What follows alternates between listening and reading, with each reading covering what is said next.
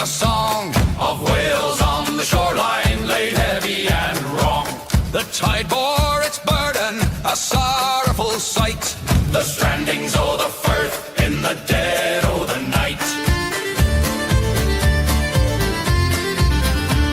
They came in their hundreds, the dolphin, the whale, driven to shallows with a sorrowful tale.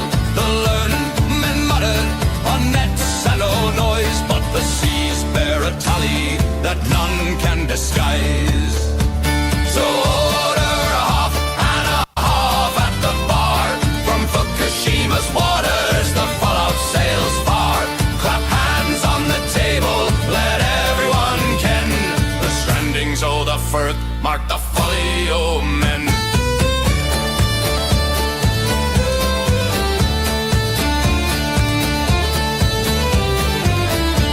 They'll talk all the weather, they'll talk all the storm.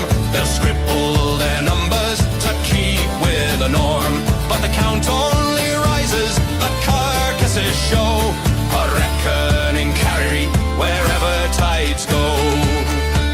From Rasse to Moray, the tidings run grim. The porpoise and Minke now drift at the brim. Yet silence in council halls buries the cost, for silver and power would sooner them lost. So order a half and a half at the bar. From Fukushima's waters the fallout sails far. Clap hands on the table, let everyone ken. The strandings o' the Firth mark the folly o' men.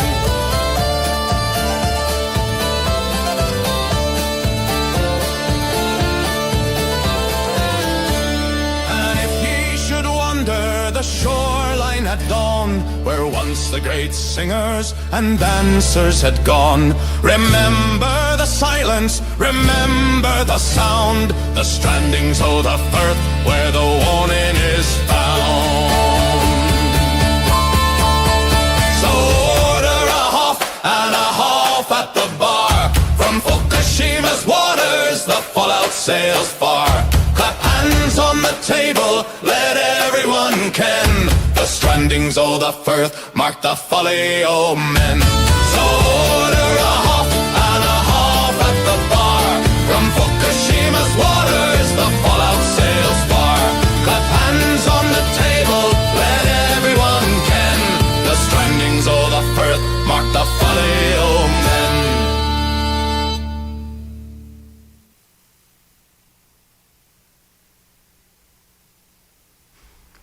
Hi, everybody.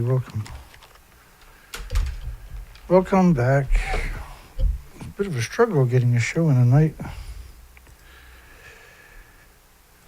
Hope you're doing well.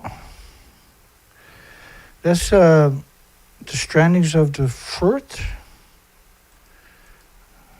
Butcher names, that's what we do for a living. That's at James Luce's site. I'm going to put that in the comment section for you.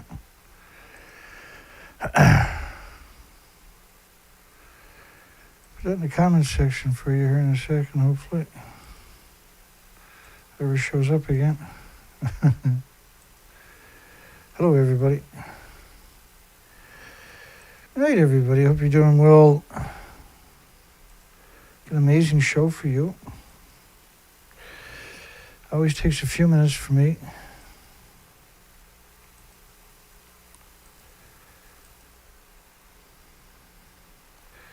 Here we go. We're basically there.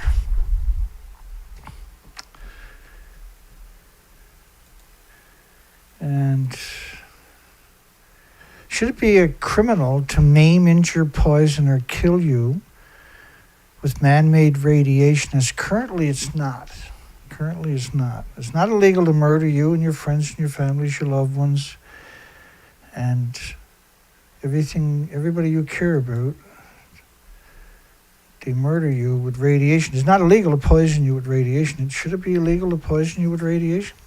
If it was, nuclear power couldn't exist, right? Nuclear weapons couldn't exist because they're hemorrhaging tritium all the time, minimum. And nuclear power plants couldn't exist. Nuclear dumps couldn't exist. You couldn't kill people. You couldn't use radiation in the hospital because 97% of the people dies from the exposure, not from the cancers. Such a sad statement that an industry like that actually exists.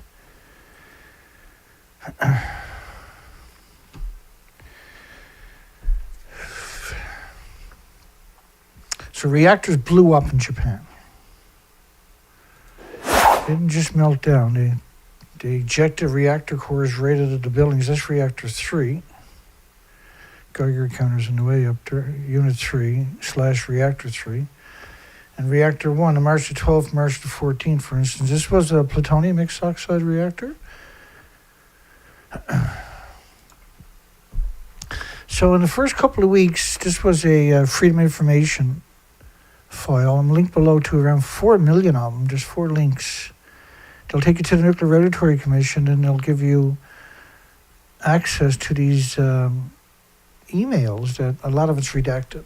But this was the Nuclear Regulatory Commission was called in by Senate and Congress to give them an update on Fukushima.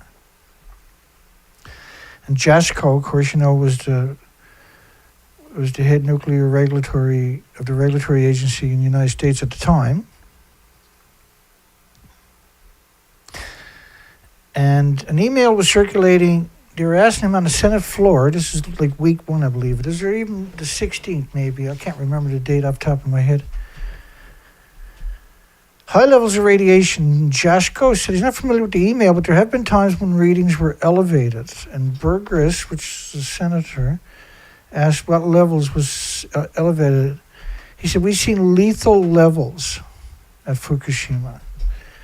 And of course you did, because you ejected the 8 reactor cores out of the fuel pools that are just this building here, and running a plutonium mixed oxide reactor.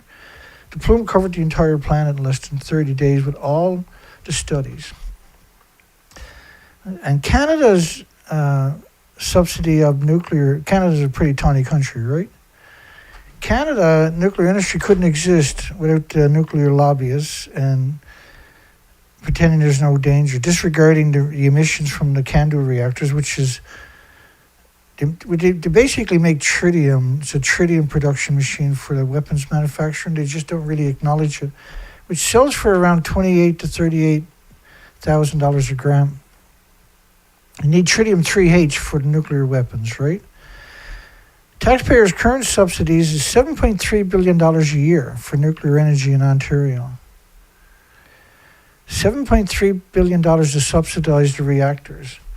What a lot of people don't know about the Canadian reactors, just one nuclear power plant, the Pickering Nuclear Station in Canada, has enough plutonium stored there to make 11,000 nuclear missiles.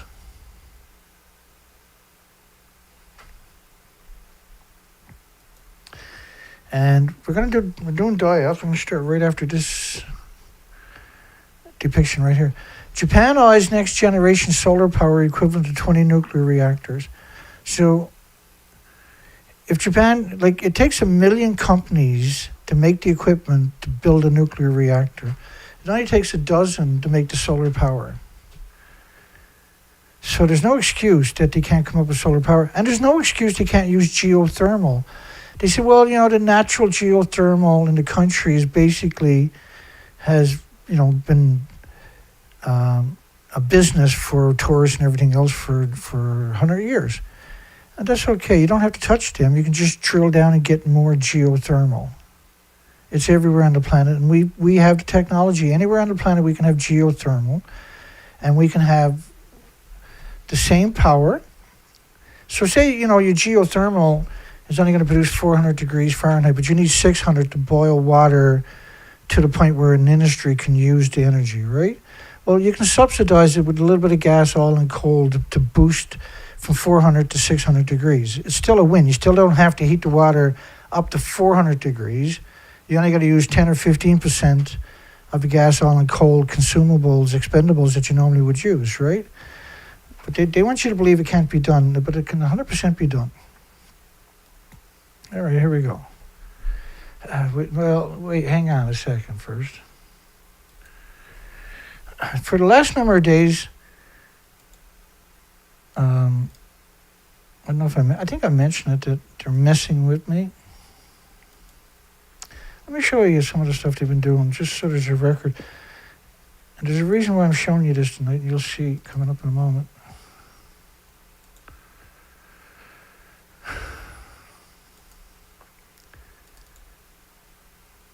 And I was saying to you, it was very hard for me to get a live show tonight.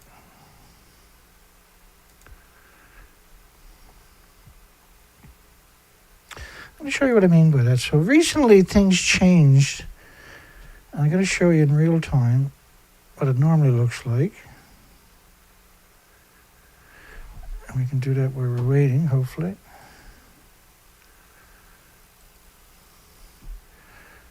And then I'm going to show you screen captures from the last couple of days and from today, just so you can wrap your mind around what I'm talking about.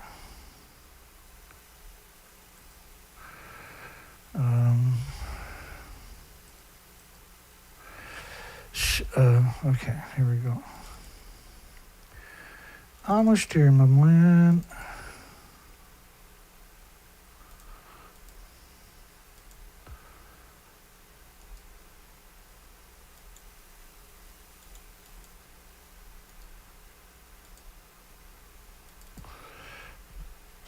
Okay, so this was August the 25th. So this was after the show.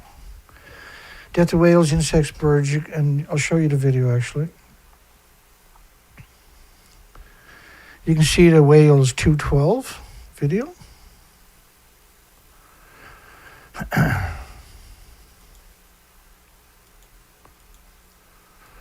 Okay, switches that video up there, 212. And believe it or not, I mean, that was Sunday's show. That only got 64 views. But after the show was over,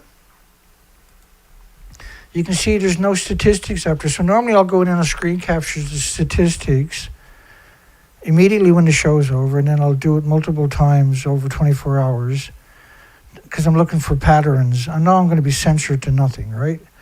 But now I don't get no statistics till around 12 hours later, which is the same time as the comments will show up, unlike everybody else's videos. Okay. So that's happened to me for 3 videos, the same thing. So today, I think this is today's stuff. Today I didn't have any videos showing up. Just bear with me, I'll show you what that means.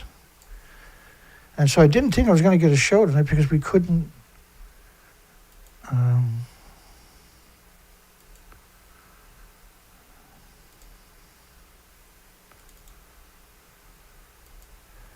I'm just looking for it.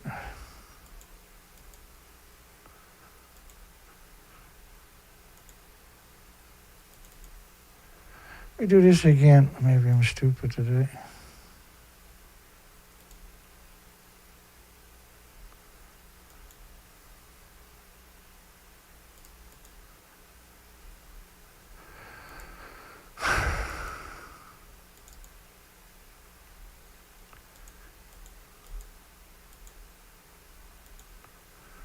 That's not it. It's got to be the next one, I guess. One more. Maybe I didn't transfer it. But none of these statistics were there. And I couldn't access the control panel. So I don't think I transferred it. I think I made a mistake and didn't transfer it. Which doesn't make sense to me.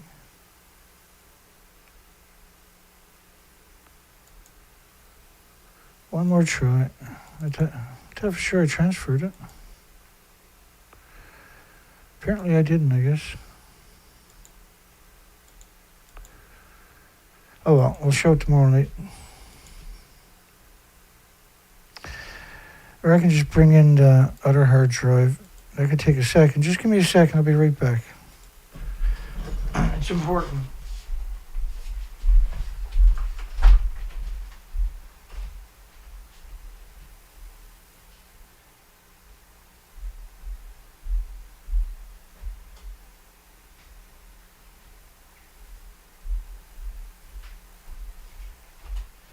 It's important. Unlike me, I'm not important. I'm hated by the nuclear industry. Let me get back in the picture here.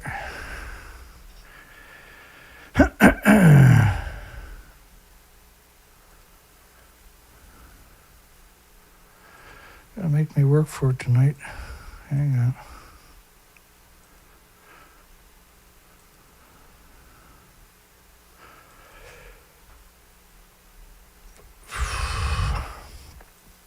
And the reason it took me so long to get this is because I couldn't get into my stats. There it is today. All right. So what you're looking at there, here's what it looked like for most of my day coming up in a second. Right here. So that's what it looked like to me all day. I couldn't access anything. I refreshed the page over and over, and then this would randomly show up. That was so, I got over 1,000 videos, right? Live streams is 876. That was the only one I can access, but if I refreshed the page, I would end up back here, so I had no videos. And then I would get these random videos, 3 or 4 or 5 or 6, but they would slowly show up, right? If I just left that page. So if I walk away, now in the front of my page, you can see the show for the night, or last night's show rather. And latest video performance, all of that stuff was missing. And then you would get some videos, but these were older videos. That's August the 13th, August the 6th, the 5th, July the 21st, the 16th, and July the 7th. So this is really random stuff, right? And then August 25th, 20th, 19th, August the 6th, August the 1st, when I refresh. Unable to display some video, try again later. Now, this could be happening to everybody, I don't know, but it was happening to me. And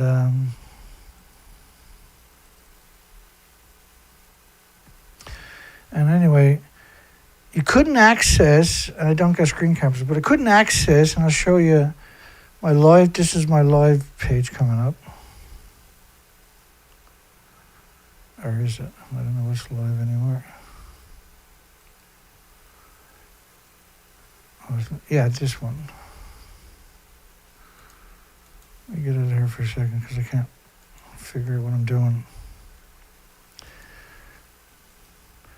Okay, that's, I need this one. That's what I need.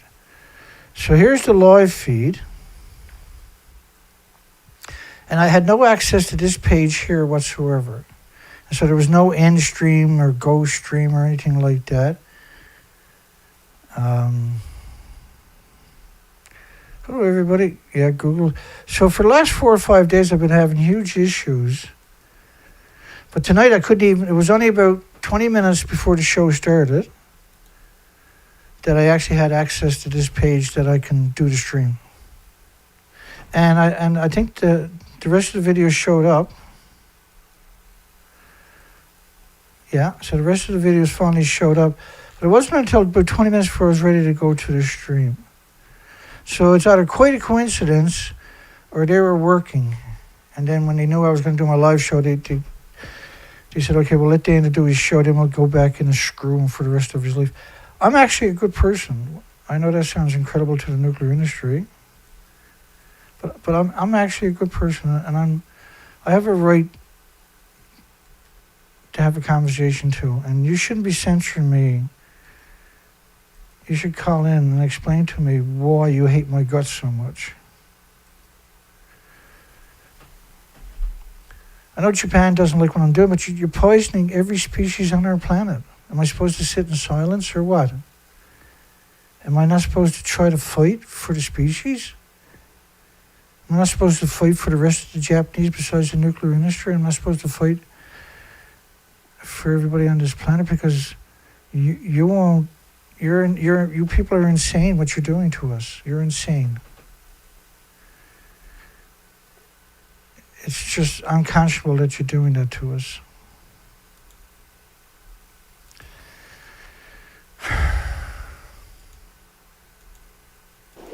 Here we go. Okay, maybe, here we go. I'm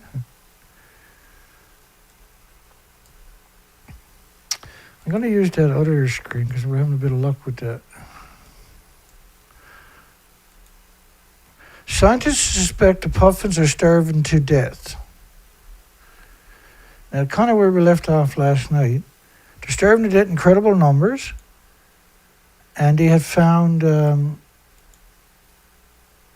250 dead puffins in shy of 3 weeks. In 10 years of monitoring, they only seen 6 puffins that have washed up. But in a 3-week period post-Fukushima, this was 2015 or 16, 2016, November, almost 2017, they discovered 250 dead puffins. And so they extrapolated from that at least half the population had died in the North Pacific, which is many millions of puffins. Okay, let's keep going here. Maybe linked to hotter seas. Well, it could be linked to Fukushima. Emaciated. And look at that picture there where the puffin comes back with all the anchovies or sardines or herring or capelin or whatever, right? Little small fish. It'll bring, like, in his mouth, he's got, looks like 5 or 6 or 7. Right? And they'll come back to the nest, and a lot of times gulls will steal their food. And the pictures we were shown from our recent expeditions, we got more of it coming up tonight. But all the puffins they were finding were severely emaciated, no muscle mass, no fat, and they had starved to death. And they're prolific divers. Here we go. July the 27th, this was last month, almost the end of the month. So 4 weeks ago, basically. Today's the 26th, is it? Yeah, today is August the 26th. So it's basically a month ago, this story. We'll be doing all recent headlines from here on in the night.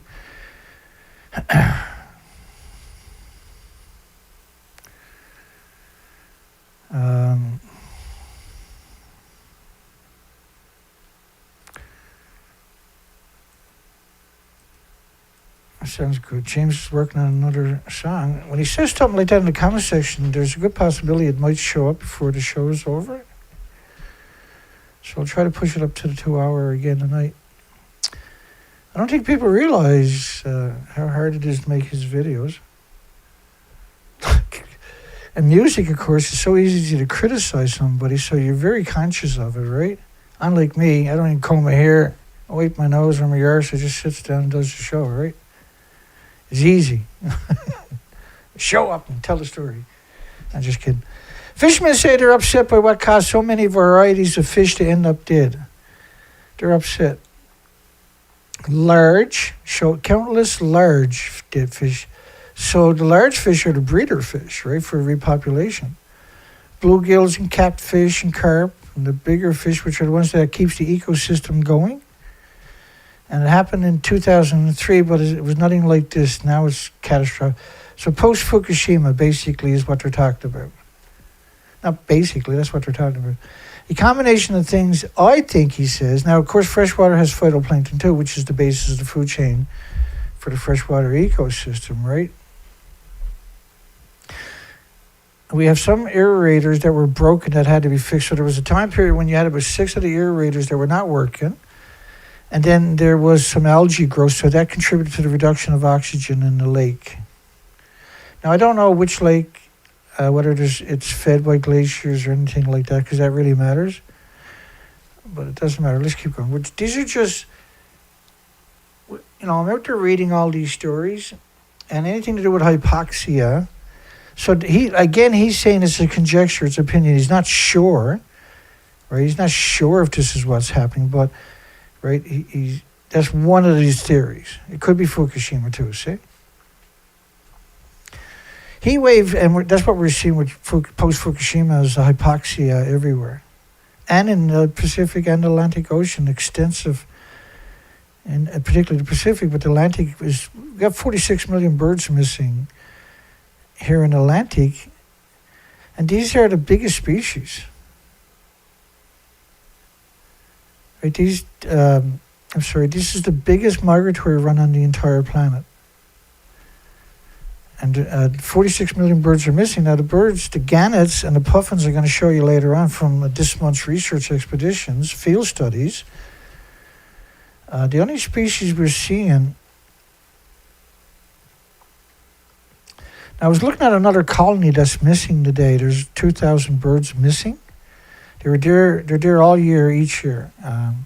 What you call residential seagulls and kittiwakes and a few other species. I was there today looking at them for about 15 minutes at low tide, and I seen some sandpipers, probably 10, 12 sandpipers, which is extraordinary, really. We never see them. I seen 3 Arctic tern. I didn't see any adult seagulls, but I seen about 5 or 6 baby seagulls. There should be 1,500 or more adult seagulls there today, but they've been missing all summer. They were there in the spring, all spring like normal. They'd be here raising their fledglings. You expect to see 400 or 500 fledglings. They're pretty successful in that particular spot because of McDonald's is not very far away. And the sewage is right there. I know that sounds crazy, but that's what they're feeding. And so I seen what I believe was young kittiwakes, which we've never seen any successful colonies having fledglings from the kittiwakes, right? So I got to go back tomorrow and get pictures with the camera, with the lenses and that, so we can absolutely quantify. But the main body of land that is the habitat for the fledglings to be raised and produced is void of any species. There's no species landing up there. They're staying west of it on this little bank of sand area. It doesn't make any sense, right? Because all the prime land now, there's no species there. You think they would, prime real estate, you think they would go over there, but they're staying away from it. So I don't know what's going on. There was a couple of researchers were out there in the spring. They had a tent out there, and it looked like they were banding the baby gulls or something, right?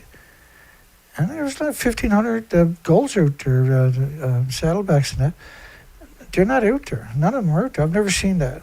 And in the last number of years, we've never seen that happen. They've always been there. Right, they were one of the few staples of the colonies left. There's 46 million migratory birds missing. But these were residential, that's a protected area. Heat wave strains the food supply chain as milk, fish, and cabbage face climate pressure. So they're using the word climate as climate is being put out there as the reason everything is failing. That's their narrative, right? We're seeing that show up everywhere, but they're refusing to acknowledge Fukushima happened and its effects. It has the same effects, and it produces hot temperatures because you kill the ecosystem. The ecosystem doesn't function anymore, and all of these heat waves that never existed in the, let's say, North American places like that, for instance, where we can quantify that, are now seeing severe heat waves and droughts. The glaciers are almost all melted or almost melted. So there's no water left to feed the streams and the estuaries during droughts to regulate the temperatures and keep the levels high enough for the migratory species to find their ways back up. I believe this is South Korea. Yeah, this is South Korea. That's why this story is important. Because they're behind Japan, right? They're not too, they're quite a ways, I guess, but they're not too far from Japan. They're in the Sea of Japan, basically, right, which is on the back side, the eastern side of Japan, towards China, North Korea, South Korea, Russia is right back there. Record-breaking heat driven by, and so just to come out and say climate change without explaining it is completely dishonest. And it's unprecedented too, without being able, they can't back it up. They just throw that out there. So record-breaking heat in South Korea right behind Japan. Japan is seeing record-breaking heat. And these are post-Fukushima phenomenons driven by climate change.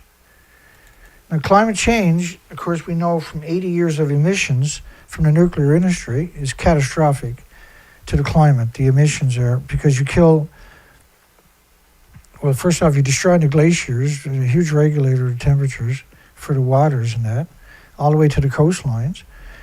And it also keeps the level up during droughts. A radioactive fallout destroys bacteria and fungus in the meadows and the forests worldwide. And what happens then is the land, because you also kill the biota, which is dependent, and the root systems of the species, the plants and trees and everything. So when you get rid of the, as we know from Chernobyl, when you get rid of the bacteria and the fungus in the forest, the biota goes, now you got nothing to soak up water anymore, so the earth no longer can soak up water. So when you have rain, instead of rain getting soaked up because the land is parched for a couple of weeks, it's been parched since spring, since before spring. We were having forest fires down here in the Atlantic in March. We've never heard tell of that before. It's usually like middle of summer you get some lightning strikes and forest fires. You don't get it in March when there's snow on the ground, because for the last number of years the ground is so dry it's not soaking up water. It can't soak up water. It doesn't have the bacteria, the fungus, and the biota there to retain it, because that was how the ecosystem, that would perspire every morning, like morning dew and that, and which would replenish the moistures after a hot day and a warm night. There would be the morning dew without the rain would just help replenish the plants, right, each day, and keep them in reasonable shape. You don't see that anymore.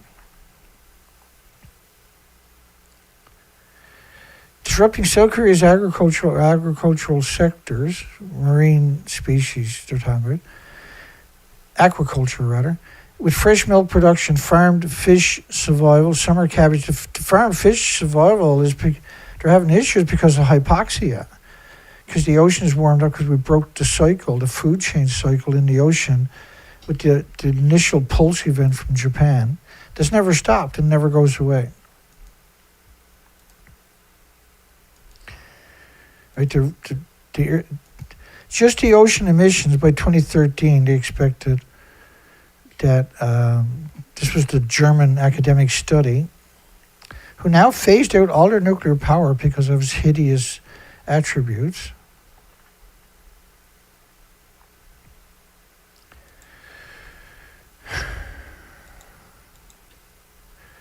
And I'm just worried, like, if I don't start showing up regularly for videos, it might be because I can't access YouTube, because they're doing something to me.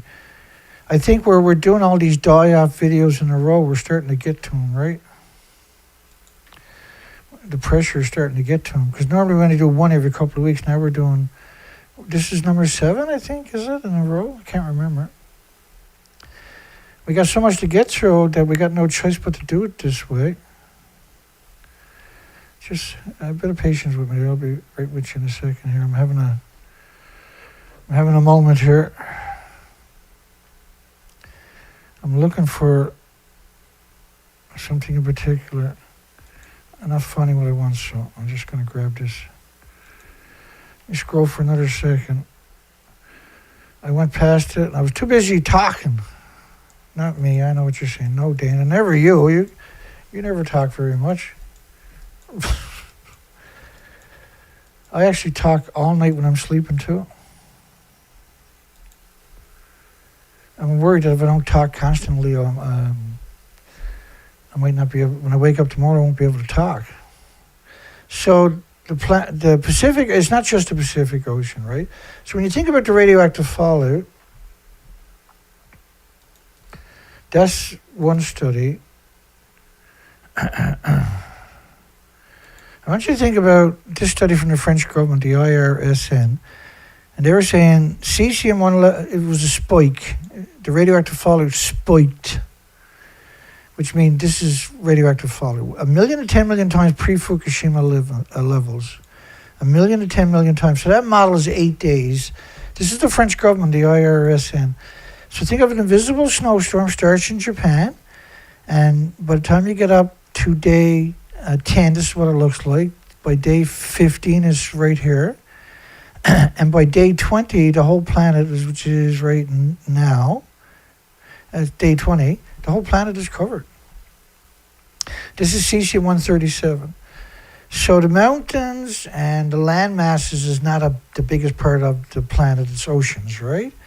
But what happens is the coastlines are the nurseries. And so you have all this radioactive fallout. It sequesters in the forests, it sequesters in the hills and Rocky Mountains and everything else. And when you get all the typhoons and cyclones and hurricanes and rain and seasonal snow and everything melts and everything, the whole cycle, a lot of this is washing down to the coastline. But it's a little more than that, because the particulates we're talking about, because you blew up the reactors. This is what makes it much different than, say, the emissions from the fuel pool are brutal, don't get me wrong. They're making plumes like that every day from 1,000 fuel pools worldwide. But the emissions from the detonations was you took the fuel rods, the fuel itself, and particulated it. You turned it into fine particles. And the problem with that was this stuff has already gone through a chain reaction. And so the particulates are going to be splitting atoms. And they're distributed worldwide, splitting atoms. It's really hideous. It's the most hideous attribute conceivable. So it washes down to the coastline and ends up on the ocean floor. And what lives on the ocean floor, there's a huge colonies of different species, like clams and shellfish and oysters and crabs. And in Alaska, for instance, 10 billion snow crab vanished, which is 4 times the amount of the entire harvest since the 70s. Has just disappeared. So that's the end of the fishery, right? I mean, a few boats out there for the TV channels might get some quotas, but everybody else is out of business permanently now, because they're eating these creatures on the ocean floor that are dying from radiation poisoning. All right, so back to the South Korean story. According to the South Korea Daily Committee, raw milk output had declined by 5 to 10% amid the prolonged high temperatures, which makes up the majority of the South Korea's dairy herd. High temperatures caused by perpetual radioactive fallout destroying the ecosystem, right? As I explained to you earlier, I actually gave you a pretty good reason of why we have climate change. We have 80 years of these emissions wiping out the bacteria and the fungus in your meadows and your forests, which supports the biota, which breaks down the foliage in the litter and the dead in the forest and the meadows, right? The dead plants and trees and everything else and creatures. We destroyed that. That's gone. Along with the insects. On top of that, in the biota, which is millions of microscopic animals per kilogram. It's gone. So we can't retain the water. So when you have rain now, you have flash floods, which we talked about like in 2013, 2014. We've talked about how in the near future we're going to see flash floods like crazy, and now we're seeing a worldwide. Industry officials warn the continued heat would eventually impact the milk supply across the board, echoing a 2021 disruption when products were pulled from the convenience store shelves. South Korea is an interesting one to me because I remember a long time ago, I was watching, not necessarily, it was protest actually in South Korea. And the protesters were carrying 4-foot bamboo sticks. And of course, South Korea is one of the taekwondo capitals of the planet, right? Taekwondo is considered the most aggressive martial arts on the planet. I was in taekwondo for a very long time when I was young. I was basically a punching bag for a high-level martial artist, and I used to spar with him every night. So eventually I got pretty darn good. Otherwise, I probably wouldn't have any teeth left in my head if I didn't. And so I could hold my own. I could always hold my own. That stuff never goes away, trust me. The first mass die-off, I mean, you know, I can't do the jump back spin and hook kicks anymore, but I can still do things that are definitely an advantage over the typical person my age or even younger, right? Not that I'm capable of fighting, not that I would fight. It's just, you know, I still have those skills. They don't go away. They still get used in certain applications, right? You know, how to control your breathing, shoulders back, chest out, stomach in, chin up, you know, good posture and all the other stuff. I can count in Korean. Well, I can't really. I count to 10 basically. Hana dul set net das shugo. The first, and you do that because you're doing sets, right? So yeah, when I was young, I was doing the splits. I can do jump back side kicks, hook kicks, spinning kicks. I can do all the break holds. I can do a lot of pretty cool stuff. The first mass die-off of farmed flatfish in Juju in July 24th, I guess this year, which from hypoxia, because Fukushima's hemorrhaging radiation is now destroyed. We're seeing this worldwide, this particular attribute.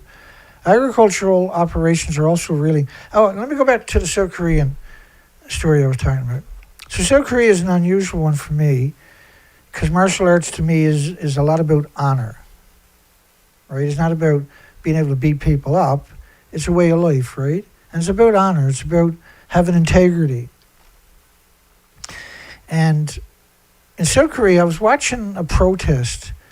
And so the South Korean police, of course, they have tear gas, they have water cannons, they have weapons, they have big, they have all kinds of fancy gear. But instead, they were also armed with 4-foot bamboo sticks. And that kind of puzzled me for a while because I didn't understand. But and they asked the police chief, why are you given... Because the protesters had 4-foot bamboo sticks, and the police had 4-foot bamboo sticks. So guess what's going to happen, right? And now down there, a 3rd-degree black belt is the equivalent, which is very powerful in our world, is just an average person, right? So they're very capable. They can strike and hurt something. They can break 2x4s and stuff like that.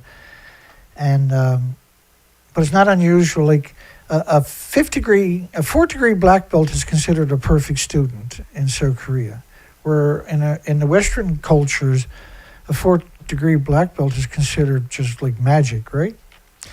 But in the South Korean culture, it's considered a perfect student. So they can do everything proficient. Now they can actually learn the true martial arts, right? And so he said, well, we got sticks because if we bring tear gas or water cannons, that's a disrespect. The population will disrespect us for using... because to be a police officer in South Korea, you got to be at least a 5th-degree black belt. Which is crazy when you think about that. Because, they can grab you and paralyze you just by your nerves. But a side kick or a knee or a head kick or an elbow from someone like that is just unbelievable damage you can do, right? But the population is full of these types of people too, right? And so when they protest, they have these 4-foot bamboos. And he said, getting hit by a 4-foot bamboo, whether you're a police officer or a protester, is brutal. It's going to leave a nasty welt. It doesn't matter how trained you are, your body's still going to take that brutal welt. And when it's all said and done, you're going to be limping the next day if you're lucky. But when it comes to the radioactive fallout, which is acknowledged by the administration for 2011, the current administration refuses to acknowledge it, has disrespected the entire country, and the police have disrespected the entire country by not standing up for the population. So honor is no longer a thing in South Korea. So South Korea should no longer be admired because it's no longer a true honorable society. It's a coward society now. Not the population, but the government, the politicians, the police no longer deserve any kind of respect whatsoever because of their dishonor, of not holding this industry accountable, refusing to stand up for the country, and they know better. Administrations come every 4 years. The police are there for decades. And so it's not that they don't know, it's just that they're bowing, which is not normal in that country, right? And so I disrespect them for doing that. Following a brief monsoon, a rapid rise in sea temperatures prompted the Ministry of Oceans and Fisheries to issue a high temperature alert 2 weeks earlier than last year. This is a trend we're seeing now worldwide. Migratory species are leaving earlier. They're just barely in their migratory habitat for just a few days or weeks instead of a few months. And then they're just getting out of there because there's no resources, there's no food, the habitat doesn't exist anymore. The Korea Institute of Ocean Science Technology warned that about 14 of the 37 monitored coastal zones, including parts of West Southern Sea around Jeju, have reached dangerous temperatures. Last year, heat waves caused $110 million damage to aquaculture farms, the ocean farms, the highest since records began. The confluence of climate stressors as dairy, aquacultural, and crop sectors underscore the growing vulnerability of the South Korean food system. In a warming world. Now we're seeing those connotations worldwide. The media, right, is there's a consensus we're seeing coming. This is obviously structured, and they're getting their marching orders clearly from a single organization, which is United Nations. Mass die-off of western monarch butterflies linked to pesticides, study finds. Yeah, well, that's only residential. The population doesn't. Well, I got more stories than that. We'll get to that in a second. Like, they want to blame everything on cardboard, tin cans, and pop bottles. This whole fictional. Their version of climate change is fictional. The real version is 80 years of emissions from 1,000 fuel pools, all the dumping, the nuclear meltdowns, the endless dumping during the Manhattan eras.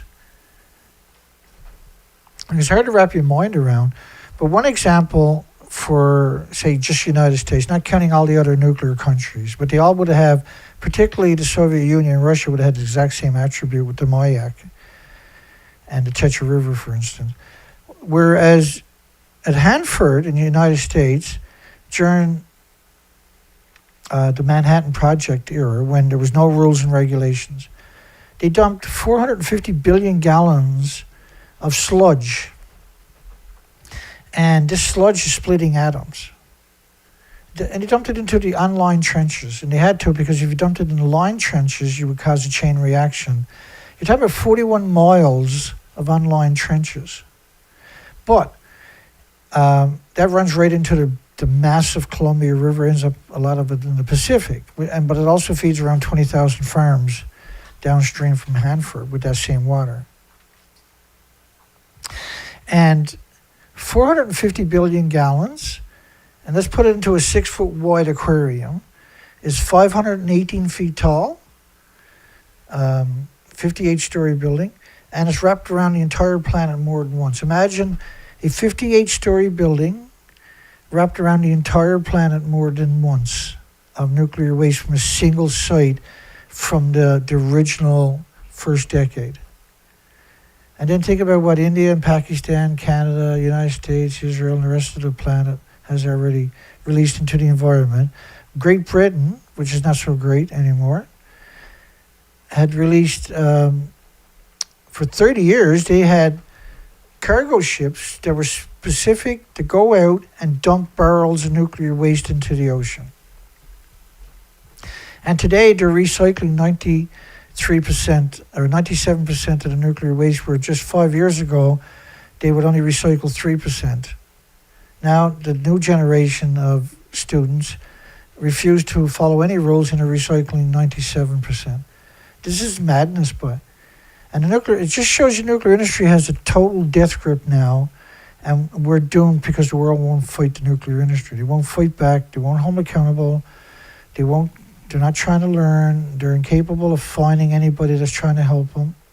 They're always directed to the scum of the earth, like Ernie Gunnison or Helen Caldicott or Christopher Busby or Beyond Nuclear or We Are Change or James Colbert or people like that, or Greenpeace.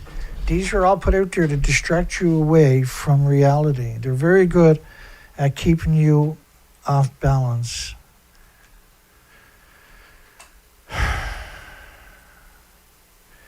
And then with all the trouble I had today of trying to get a stream up and running, this was madness today. This was torture trying to get my stream up and running. I didn't even have any of my videos any longer. They took down my other site. They stripped it in increments over the first year. And take 400 videos there, got to be taken down. They not got to be taken down, but they just take it down over a couple of weeks period. Then they got a court order against me to take down 300 videos. And so you had to take it down or they would come and put you in jail. And they used to call me up and say, you got to take down this one. This was the police, right? And I had gag orders from that police department that I wasn't allowed to mention their name or the police officers. And so they took down around 11, 12, 1,400 ultimately. And then I still had around 1,500, 1,600 of these types of presentations left, including expeditions, very important stuff. With an absurd amount of documentation. It's a decade of hard work. And we were out looking for spiders in the middle of nowhere, 400 miles away. And they took down that site on my YouTube channel. And so I started up this one, which is now 4 years old. Right, I had to come off the expedition, and because we're funded on donations, we're running on donations. Now I haven't even got a pension. And so now if people don't donate, I don't eat. I can't have insurance. I can't pay my bills. And so I got another pension, the Canadian pension, but that could be another month or so before I get that or two. And so I'm in good shape, all things considered, for next month, which from donations, right? Bless your hearts. But, you got to realize now I'm going to hoard money because I got to pay all these bills, right? We got to keep this operation going. We're going to lose this phone probably this week. My phone will be gone. I'll get another pay-as-you-go phone because now I can't afford to do just the very basics anymore because they managed to get rid of my pension. And so we're trying to keep these shows out there to inform the population, to keep the population in desperation so the world could have an opportunity by getting educated to fight back. But they've already taken around 3,000 of my presentations down. At one point I had done over 600 radio interviews on top of that. And you'd be lucky you can find any of them. You got to scour the internet and you'll find bad videos that attack me. You'll find lots of them. In fact, if you're just looking for me the first time, that's what you're going to find. You're not going to find this site. A new peer-reviewed study has linked pesticides as likely cause, that's a conjecture, see, of the mass die-off of western monarch butterflies that occurred in 2024. Stay with me. Researchers found hundreds of dead or dying monarch butterflies near the Pacific Grove. It used to be 1 million, just after Fukushima, by the way, not hundreds. And you can't blame pesticides. We don't have pesticides everywhere. Right? There's only a small portion of land mass is actually occupied compared to the land mass that's out there. Like if you look at Alaska, United States, and British Columbia, Canada, for forests and mountains and streams and estuaries and rivers and lakes and fjords and inlets, it'll blow your mind. It'll blow your mind how much is actually there. None of that is hit with pesticides. So you can't go blame pesticides for an extinction of species from nature, right? It doesn't work. It works for people that don't have any critical thinking skills, and that's all they're counting on. They got me kettled in. I got 17 viewers with 17 likes and 16 votes. So literally it's like I don't even exist. Anybody that's thinking about watching my show, if they do see those particular statistics, are going to be put off because they're going to say, well, I like 17 people, who gives a shit? Fukushima conspiracy theory. But if you watch my videos, then you'll realize there's zero conspiracy in the stuff I cover. There's no conspiracy whatsoever. It's well documented. There's no reason to go down that road. We can't keep up with the documentation. And what I do is a very honorable thing. I have to be very honorable all the time. It's a very humbling thing. And then the bit of research that I managed to pull off, which we're going to get to in a little bit, because I still got 14,000 pictures there from last year we haven't got to. We're going to get to them. That's just the way it is. We still want to get into universities and do lectures, right? But I have to pay for each one about $250, and then there's travel, and you got to get in there. It's a big deal to try to pull it off. You can't do that until September, which is right around the corner now, because the Canadian Games were here in Newfoundland, right? Which most people probably don't know, but I was in the Canadian Games when I was young. I had 2 gold medals and a silver for speed skating. I think it was the first Canadian Games we had here on the East Coast. A very long time ago. They weren't gold medals back then, they were gold ribbons, unfortunately. That's when speed skating, I think, got first introduced. And I always regretted that I'd done that, because now I realize what kind of scam it is. Migratory monarch butterflies are listed as endangered by the International Union of Conservation of Nature and the U.S. Fish and Wildlife Service, who refuses to acknowledge Fukushima happened. Right? They vehemently deny that Fukushima has any, that even showed up, yet the evidence is catastrophically documented. This is Stanford University. This model is only based on 468 hours, 19.5 days. And they downplayed that. They said, well, it happened, there it is, but it's okay, because it's like a banana and a potato chip and walking in the sunshine. No dissenting voices are allowed. I'm censored right off the planet. I don't even exist. Unless you can find me, I actually don't exist. And if you look at like all the people that talked about radioactive shrimp, let me bring that up for a few hoots. Just to give you an example.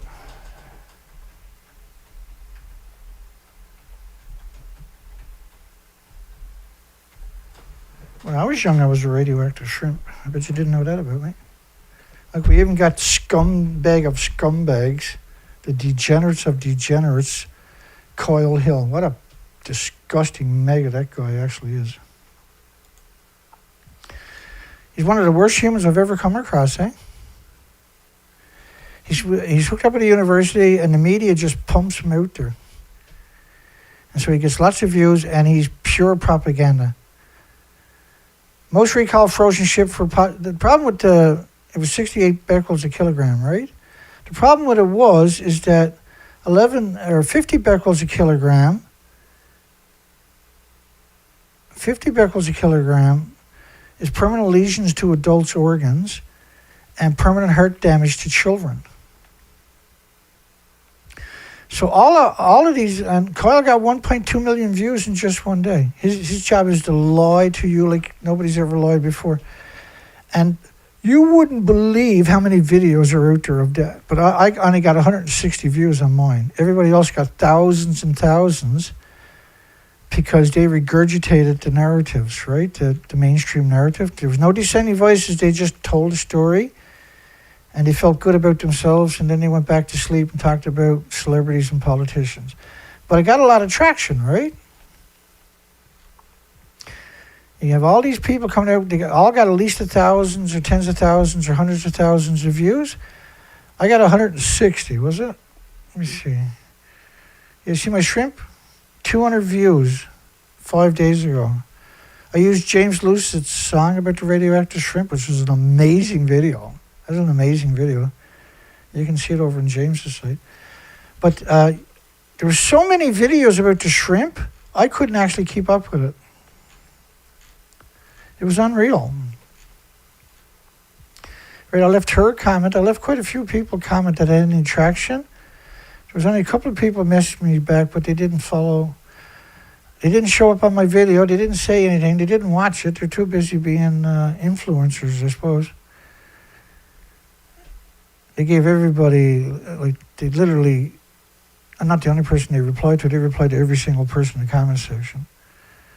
Can radioactive shrimp harm you? What a lawyer that guy was.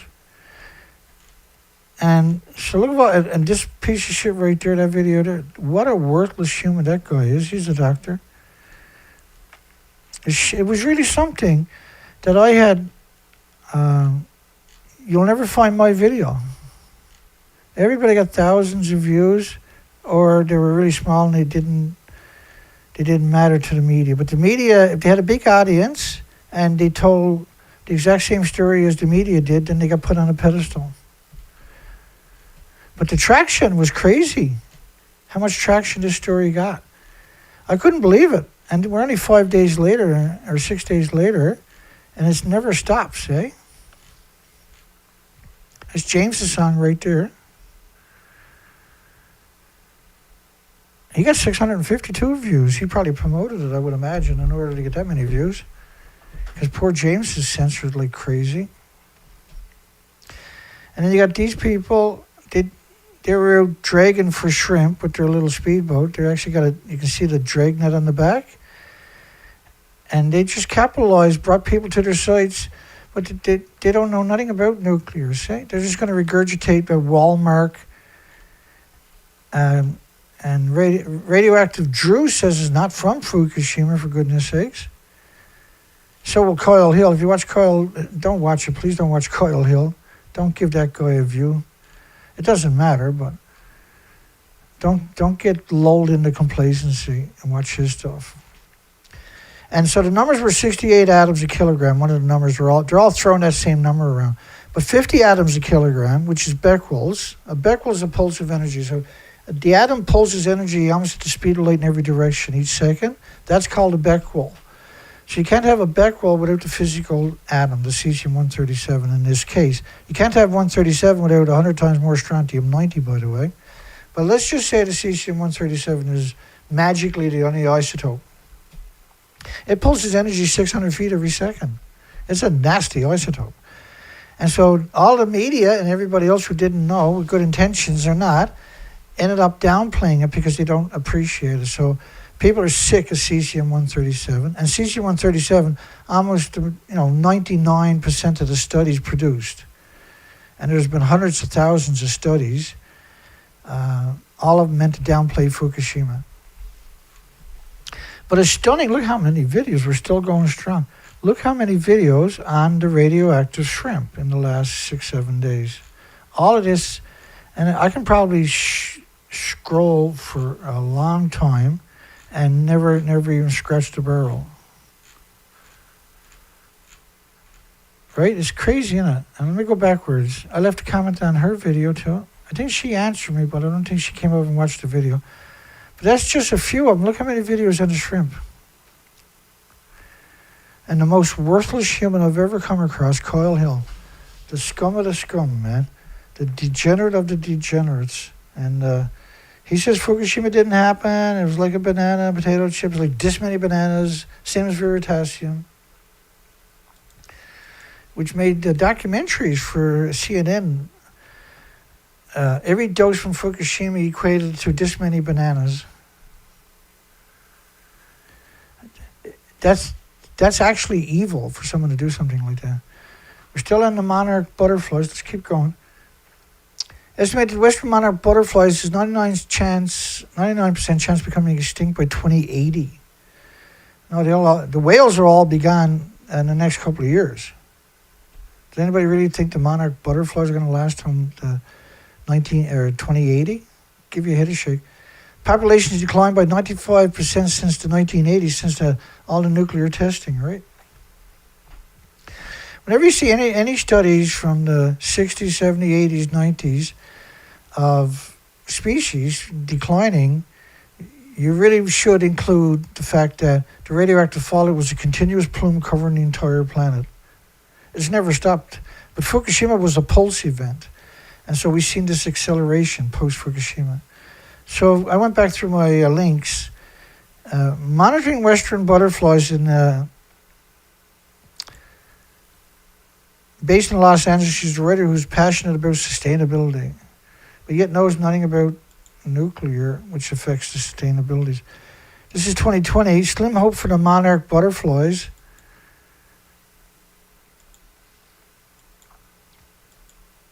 We'll get to it here in a second. The fatal decline of western monarch butterflies in California. This is 2020, not 2025. So 2025, they're pretending this never happened, by the way. Paused at the precipices this winter. The striking orange black butterflies declined more than 99% since the nuclear testing era. with an estimated 10 million monarchs once blanketed trees from Marin County to Baja, California. Yeah, Baja, California was a pretty magical place, wasn't it? That's where all the gray whales were going also to raise their newborns. Only 29,000 clustering monarchs were counted in trees on the coast around Thanksgiving, when the winter population believed at its peak as 2,200 more than during the winter of 2018-2019. But it's a far cry from the 10 million, right? Species can no longer recover. So the population now close to the point at which the species can no longer recover. Now they can't recover because all the plants and trees that they like to hibernate in, right, or migrate to, are so radioactive they're very harmful, right? They're perceivable by the spiders, so they're very most likely perceivable by the butterflies. We're supposed to have 500,000 per acre down here. We have none in the forest. And when I was out on a research expedition, I had 2 school teachers. One was retired, and they pulled up at my site. I was camped out on a river, major salmon river. And I had the underwater drone there, and I was checking it each day for smelt and that going up the river. And there was no small fries, there was no salmon. And then eventually Fishers and Ocean showed up, and they told me there was nothing made it up the river. And they seen me with the underwater drone. They wanted to know, was I seeing anything? I said, no, there's nothing out there. But anyway, these 2 school teachers pulls in a side-by-side. Right, I was camping out on the railway tracks, so to speak. We're hundreds of miles away from here. And when I brought up the spiders, they said, well, I didn't know there were spiders in the forest. I said, really? You think they're only in the houses? That's it? You really think spiders don't live out in Mother Nature? I couldn't believe they said it to me. And I said, have a nice day, man. I just walked away. These were teachers. One of them retired, said that to me. So imagine all the kids that he raised, how disadvantaged they're going to be. Still a crisis, but there's still reason to think if we work hard enough, we could bounce back. That's simply not being honest, right? People refusing to put Fukushima into the equation are either dishonest or they're just simply not doing their job. Western monarch spends the winter in more than 300 forested groves. So it's not just one spot, right? So the overwintering population is considered the canary in the coal mine. And you only got a couple of thousand instead of 10 million. Losing the monarchs could send the bees, insect-eating birds, and plants and animals that rely on them into similar declines. That's quite an interesting statement, isn't it? The striking orange and black butterflies have declined more than 99% since peak nuclear testing. A big surprise, eh? In the 80s, the Soviet Union conducted a series of 24 nuclear tests. One of them was equal to 4,000 Nagasaki bombs going off at the one time. Do you really think there's no radioactive fallout from that? Do you really think the radioactive fallout from that is long gone? Then you're not being honest. So during peak nuclear testing, we've seen a decline of all the species. Probably no coincidence, is it? The United States tested 132 bombs, or 1,132. It's just one of them, the Castle Bravo in the Marshall Islands, was equal to over 1,000 Nagasaki bombs going off at the one time. And a Nagasaki bomb is counted as one, right? So when they say they fired 1,132 devices, 2 of them were Nagasaki and Hiroshima. And so when one of them is equal to 1,000 Nagasakis, they should be taking their total kiloton, which is 196,000. And I'll bring up the Geiger counter for you, or the calculator for you. Here we go. So 196,000, was that right? 196,514. 196,514 divided, they're kilotons you're talking about, divided by 15, which was a Nagasaki, right? Equals 13,100 Nagasaki bombs. That's the equivalent. And that's an appropriate equivalent. And if you look at what Nagasaki done, if you go back into my videos and look up Nagasaki, Hiroshima, you'll see all these studies on radiation. You'll appreciate why I'm saying that's so significant.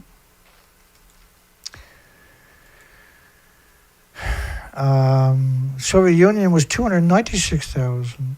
UK, France, China, and the rest of the countries. Pakistan, India, North Korea was 540,000 kilotons. So let's do the math on that.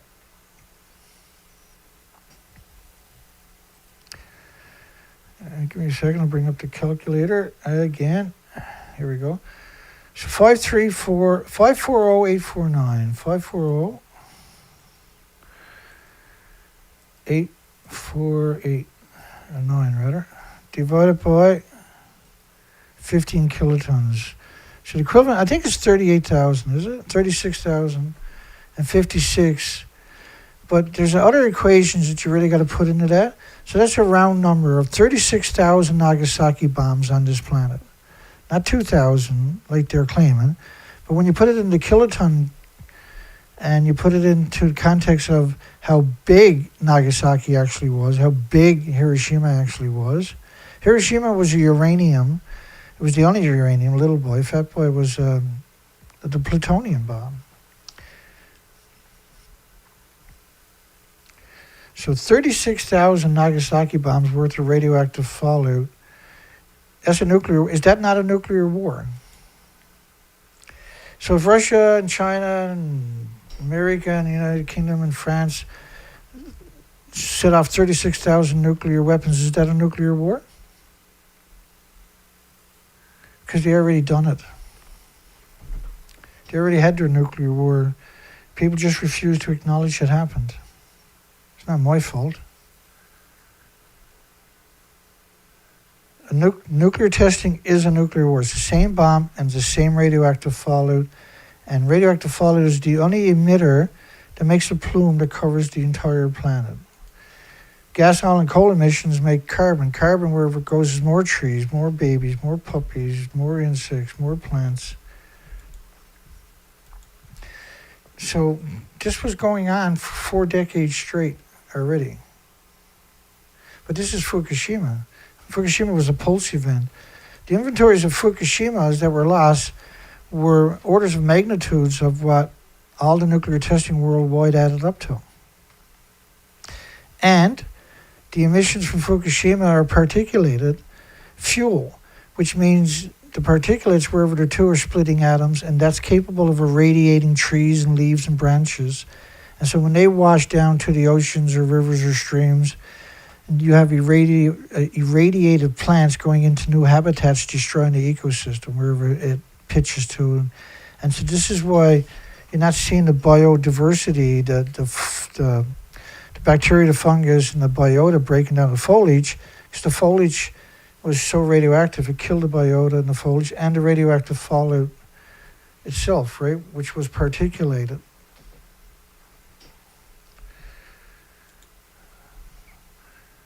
The count last year, oh, I missed something because I was talking instead of doing my job here.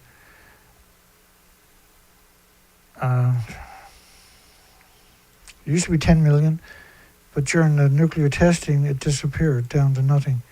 Now, because of Fukushima, the count last year was an all-time low and 86% below 2017 and 2018, which was a brutal low as it was already. Korea fish farmers on edge of sweltering heat and death water. Imperil stocks, death water. And South Korea currently refuses to acknowledge Fukushima blew up or caught fire or melted down or anything else.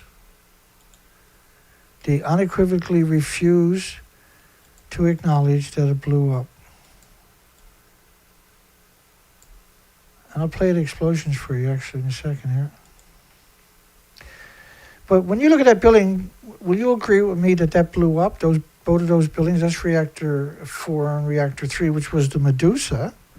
I'm going to show you a video. It's a rare video. You probably won't see it on your own anywhere. because you won't think about looking for it. But is this the full video? Just if you see, let me shoot ahead. Oh yeah, this is what they shot the video from 30 kilometers away with a security camera meant to monitor coastlines or something for boats. But it's a very high quality one, and it was looking at Fukushima. So this is reactor 1 detonating. I'll slow it down. So that's reactor 1. You can see the pulse explosion. Now remember, like the plume you're looking at is the fuel pool being particulated, turned into particulates, and each of those particulates. Now you got a meltdown going on in reactor 2. That's reactor 3. That ejected. You can see the reactor cores and the fuel pools will start to fall back down. Now, this is slow motion, but the big pieces you see on the other side falling back down are the fuel pools and the reactor cores. We've never seen nothing like this in history. We've never heard tell of it. We don't have any white papers suggesting what would happen should that happen, and it has already happened. No. We got all the evidence in the world, but that never happened, and that never happened, and therefore I'm crazy. I agree, I am crazy.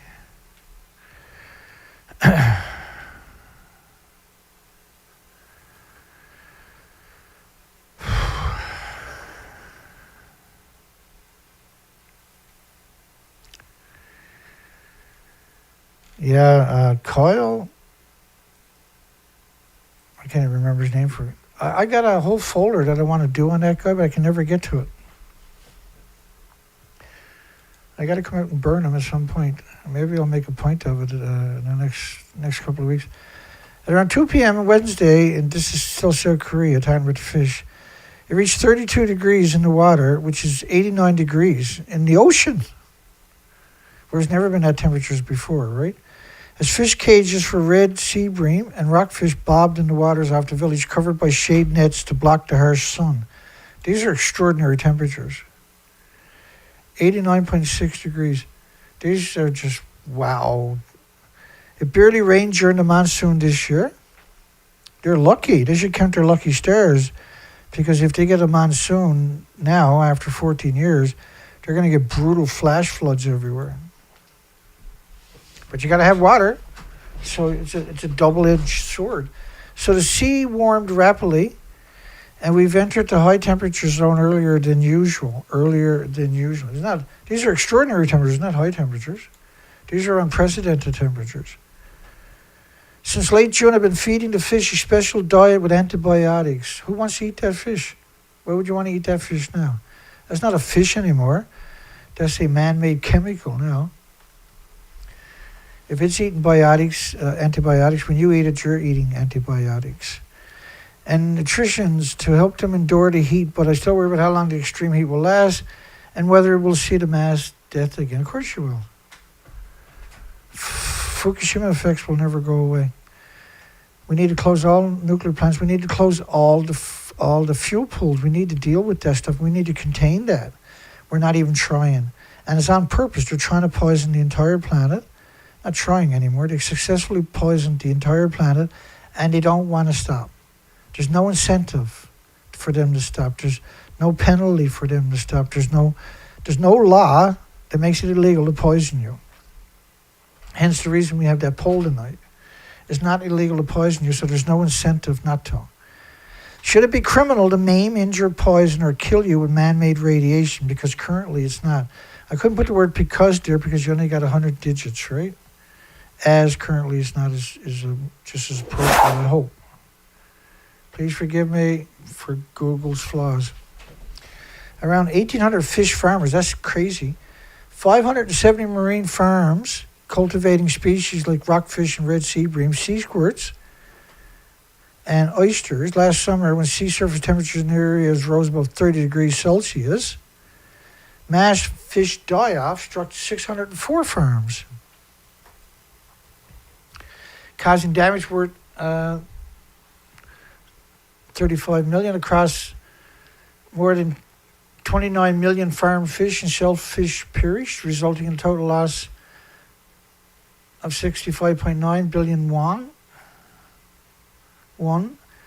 for 954 farms. And then the other farms were probably small ones, right? It was only the big ones that really statistically, they didn't want to put too big of a number out there, so they downplayed it, most likely. How can the other farms be doing acceptable, say? There had to be something. There's something missing in the equation that they're telling you. You can't have half the farms were in heat exhaustion, the other weren't, when they're in the same ocean alongside of each other. You know what I mean? This year, farmers also face another threat, low oxygen water masses. Dead water threat rises. Yeah, that's the Fukushima effect. Kill all the phytoplankton. And 14 years later, it never stops, by the way, this denigration of the oxygen production, which is the Pacific, right, was the biggest producer of oxygen on the entire planet, 50% of the oxygen. And the other oceans are, all the fresh water produced oxygen too, through the phytoplankton, the basis of the food chain, the basis of the oxygen chain, the basis of the carbon sequestering chain. The National Institute of Fisheries Science has warned of increasing zones of hypoxia. So we're even seeing that in the Atlantic, the cold ocean of all things, which is not so cold anymore all of a sudden post-Fukushima. Once dead water enters fish farms, it can cause catastrophic die-offs, earning nicknames among the farmers as death water or clear water. Water is not supposed to be clear this time of year, right? So all the oysters, all the codfish, all the herring and anchovies and squid and sardines and krill, all the clams and mussels and all the invertebrates, everything is laying eggs, right? Or milk. So all the starved sea urchins and everything else. So the ocean should be very murky for a couple of months because the ocean is one big soup of life, as it is. It's supposed to be 1 billion creatures per glass of water. When you add all the reproduction cycles into it, all the eggs and all the sperm from all the species, the milk, because I used to be a commercial diver, and summertime was brutal. You couldn't even see your hand in front of your face. Now the ocean is crystal clear. People, wow, beautiful, it's crystal clear. Well, that's not beautiful to me. That means we have a dead ocean. That's void of life. Instead of having 1 million creatures per glass of water, we have none. That's end times. That's an extinction event. I have thousands and thousands and thousands of hours underwater. Whale dies after collision with a boat caught on video in the Jersey Shore Bay. So this story just never it's still going strong today, eh? Still shows up every single day, multiple times. Whale didn't die after a collision with a boat at all. That's simply not true. And you'll see many stories. The whale is severely emaciated, like the whales that died in the same place the year before. This is a whale, same species, that died the year before in the same place. Look, that's unprecedented emaciation.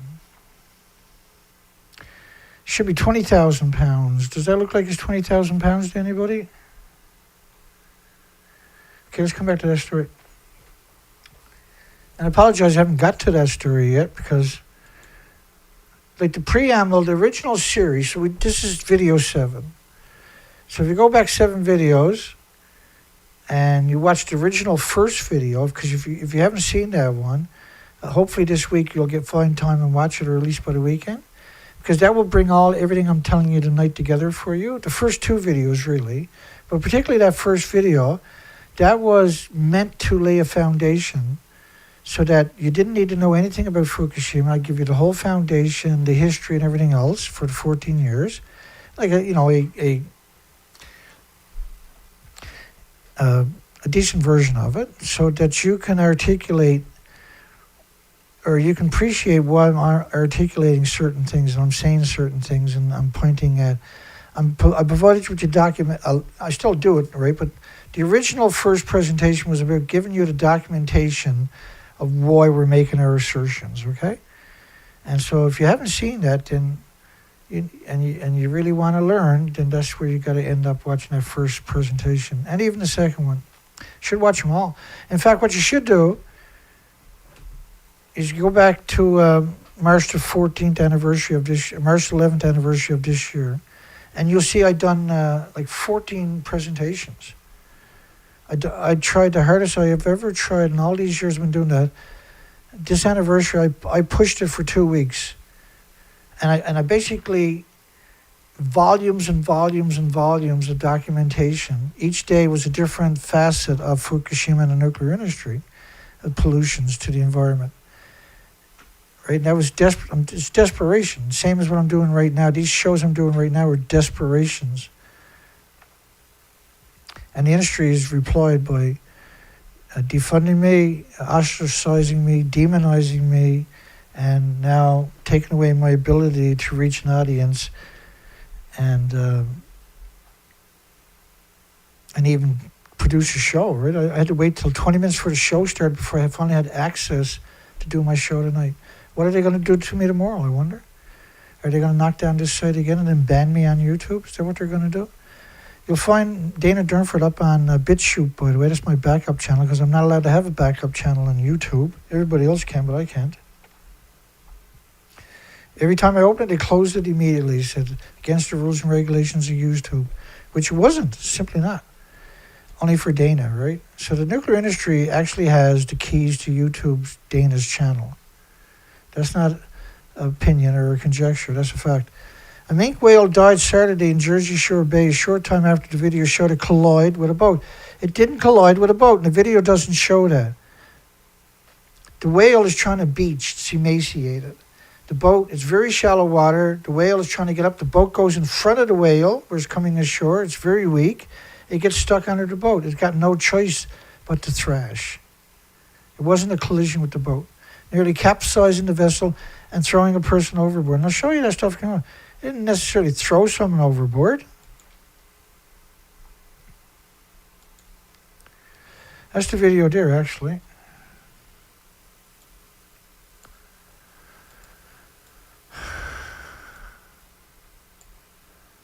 Let me get on the screen because I can zoom in on this one.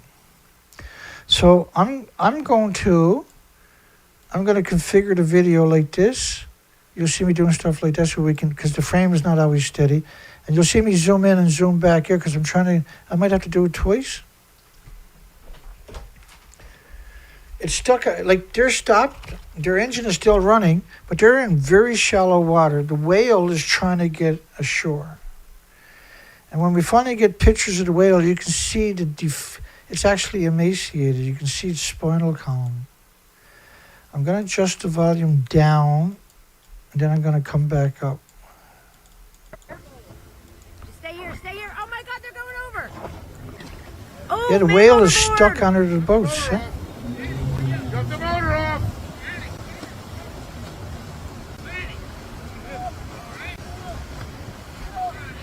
I'm going to do it again. Don't worry. I screwed up. He's trying to go ashore because he died. He didn't die from the encounter with the boat. The boat was in his way, see? He's trying to beach. He's in very shallow water is why you're seeing... The reason you're seeing that action is because he's only in like, or a little bit deeper than that, but he's only in 4 feet of water or something. Amazing. They got some power. I'm going to do it again here in a second. But the real story was they got in the way of the whale who was trying to beach. And notice where the video starts?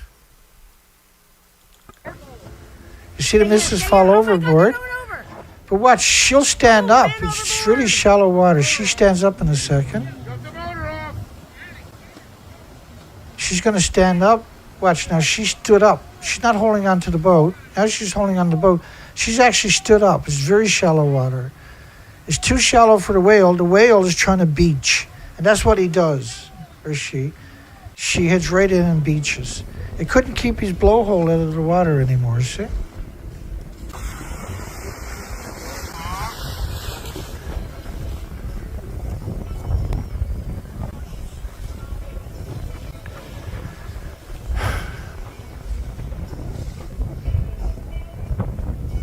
Amazing. They got some power. Isn't that amazing? The whale is emaciated. Same as the whale last year that died in the same spot. Severe emaciation. It looked like the whale was in shallow water. Of course, people in their boats surrounded it. But the headlines are quite deceptive, aren't they? It looks like the whale was in... It doesn't look like it. The lady was stood up. Let me go backwards. She stood up. Right? She stood up and she just reaches up and grabs the boat. And so you can't do that if you're swimming the way she was. She can't have her whole body out of the water, so she stood up. I've read a lot of stories about this. Nearly capsizing the vessel and throwing a person. They didn't throw a person overboard. They were in the way of the whale. They came in.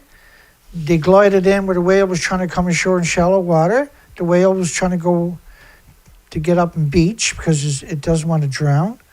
It's been sick, emaciated. But the dishonest, disgusting, despicable media, right, portrayed it as the whale attacking a boat. Disgusting. I don't know how they even got where the whale was because it was so shallow, right? So the boat shouldn't even been able to get there because it's so shallow.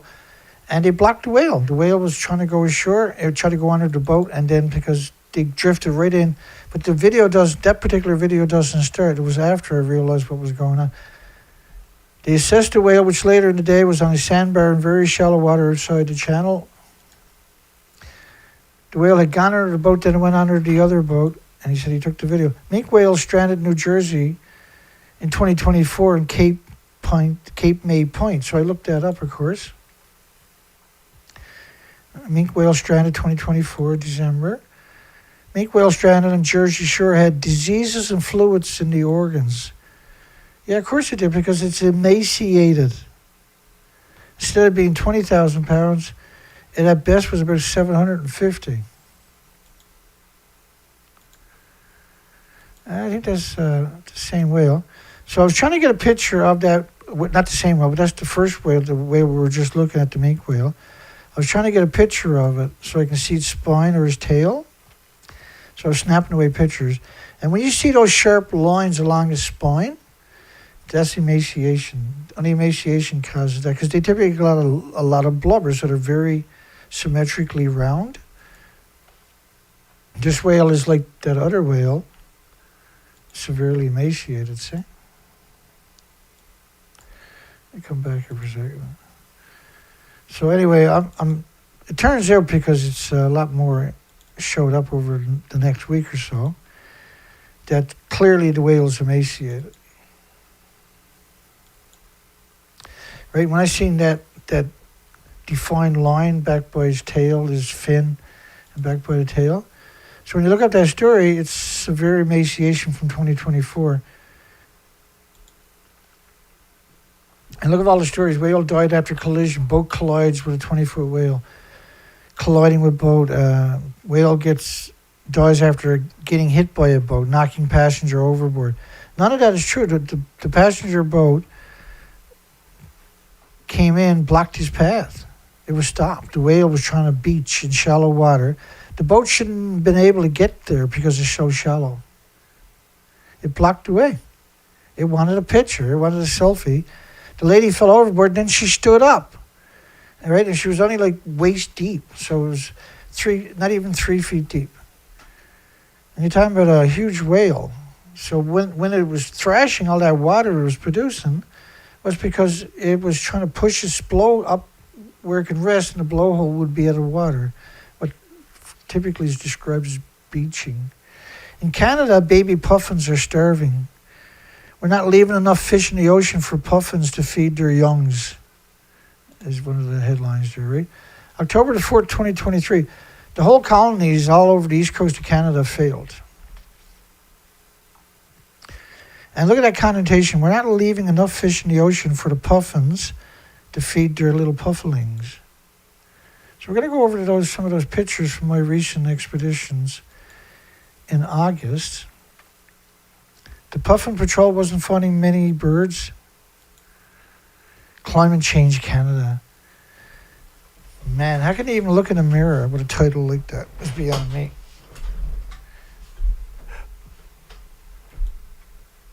What is climate change, dear ma'am? Well, we don't know, but it kills all the species. Witless Bay Ecological Reserve, Atlantic puffin colony. The reserve is home to nesting puffins, but this year a lot of the eggs and chicks won't turn into adults. It was the same in 2022. Once they got there, they found a lot of the malnourished, underweight, and dead chicks, emaciated. And the Canadian Broadcasting Corporation, this is scumbag media here in Canada, the government media, CBC. One likely cause is that capelin, a small fish, one of the puffin's favorite food, are far less abundant than they once were. I mean, 46 million birds are missing, for goodness sakes. They're the biggest migratory colony on the planet, the seabirds. They're missing. The few puffins, a few 10, 20, 30,000 puffins that are left can't even find food. What does that tell us, I wonder? It tells us, unfortunately, that we're right. Spend less time at the warmer surface. Right, these are conjectures. Fewer fish at the surface. Well, puffins are deep divers. Not deep divers, but they dive all day long, comfortably. And they'll bring back 4, 5, 6, 7 fish at a time in their beaks. Right? We're going to look at those pictures here right now, actually. As soon as I get through the story here, we're almost there. 2 more clicks. The problem is not isolated puffins. Far too many of our most iconic ocean species suffer when human actions limit their food supply. It doesn't work that way. Radiation limited their food supply, for goodness sakes. Anecdotal evidence, remember that. Anecdotal. Not necessarily true or reliable because it's based on personal accounts rather than facts or fictions. So when they give you an anecdotal evidence, that's called climate change. All right, so that's the story. I got 2 more clicks to get through. St. John's, Newfoundland. Currently, we're until, we're right alongside of it, rather. I'm an hour away, basically, on highway. Highly pathogenic avian influenza simply wasn't true. Anecdotal evidence. So these are just pure opinions by the person who told the story. It has been reported or suspected in multiple locations across the province, including near the Witless Bay Ecological Reserve, of avian influenza. As for how much, it's hard to say. Well, clearly you're not, because that gets thrown out there for every species. Foxes, moose, whatever. Now they're trying to claim that the trees are dying from avian influenza. And the caveman died from avian influenza. Never jumped species for millions of generations. Why would it do it now? Tour operators. And this is when you see the media, instead of going right for the actual science, that they're going out talking to the tour operators and they're using that as their anecdotal evidence, that's pretty dishonest. These are the cormorants. We're going to show you some of these pictures from the colony. From the same place, Cape St. Mary Ecological Reserve that we took 2 weeks ago. And Ellison's puffins, we're going to show you pictures from there right now. Here we go. Here we go. I hope I don't screw it up. So too bad you can't make a living by screwing things up, because I'd be so wealthy. You have no idea. Okay, get that one up. Okay, so let's look at the success story. We only have one success story. I got to wrestle with this one now, I think.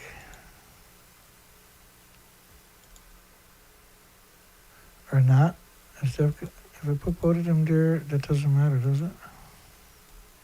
Oh yeah, I can do it. There you go.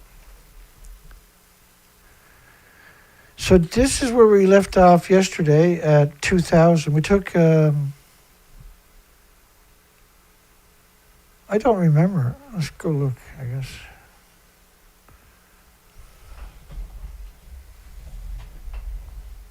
I should see it over there. I can't.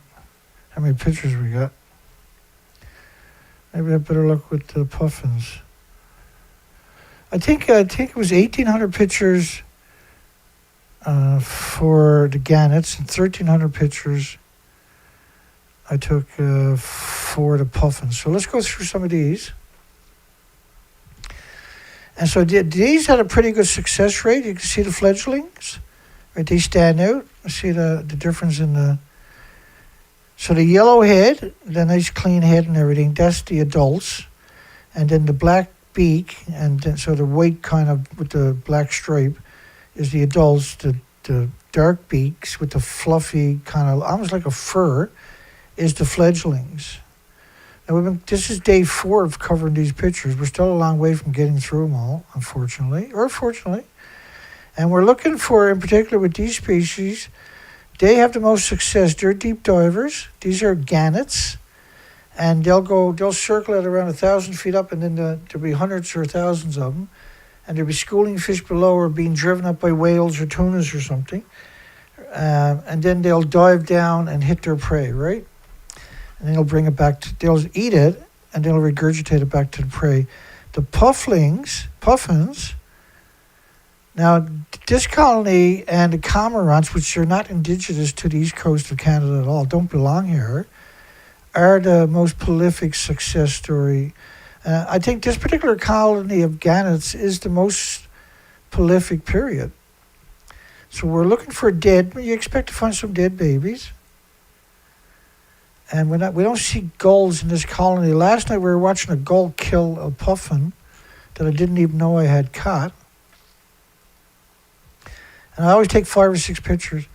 And you can see where they're nesting on these cliff edges. These are cliff faces. And so they grow up in this one little spot right there where they stood up right now. They don't jump over to here. They don't jump up to there. They just live in that one spot. And I think it's like 25 or 30 days they get pretty big, right? And then shortly after that, they can fly, and then they can feed themselves. But their parents, so you can see them in the nest there. They had a pretty good success rate. Now we won't have the real numbers of success, or of how many adults were there. So we need the number of the adults there, and then eventually I'm going to count all the babies. And then we'll also have releases from the Cape St. Mary's Ecological Reservation of the original of deer tallies, right? And then we'll have a consensus of how many survive, what percentage survive. The gannets, of course, there's 46 million birds missing, migratory birds here on the coast. The gannets are the closest we got to a success story.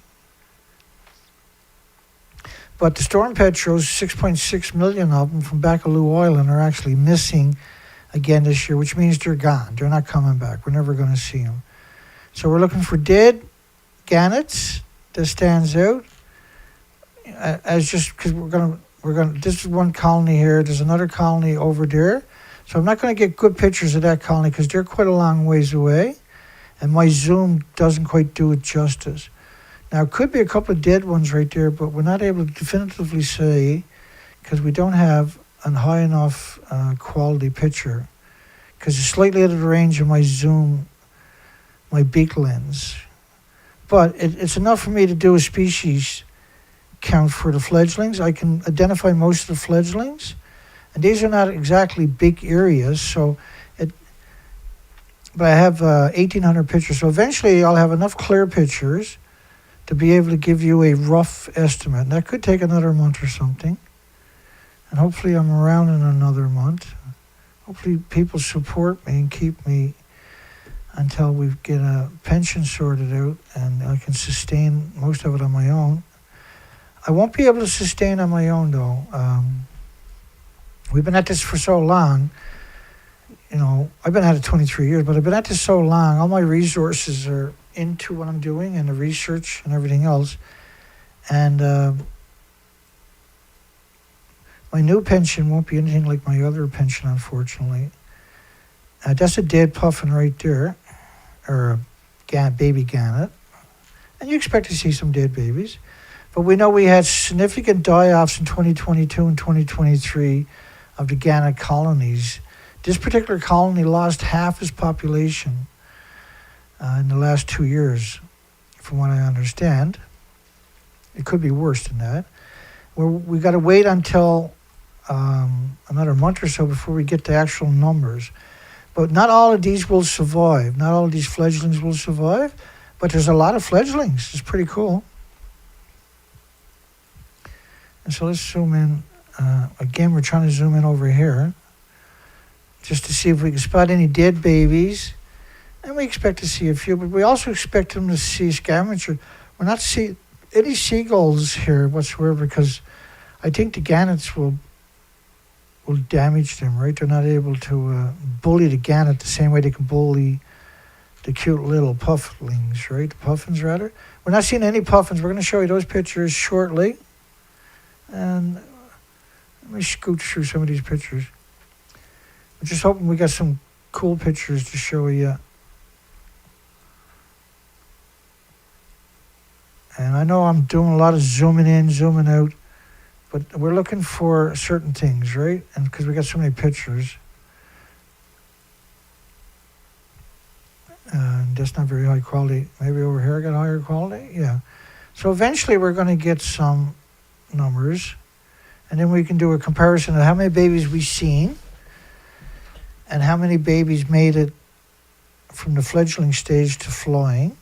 How many of the adults were actually deer. And then we have a statistical number to work with. And then next year, hopefully, we do the same thing. Hopefully, the industry doesn't kill me or I don't disappear between then and... looks like another dead one over here. It could have been the same one we were just looking at. That's definitely a dead one. Because you can see the way his head is laid down.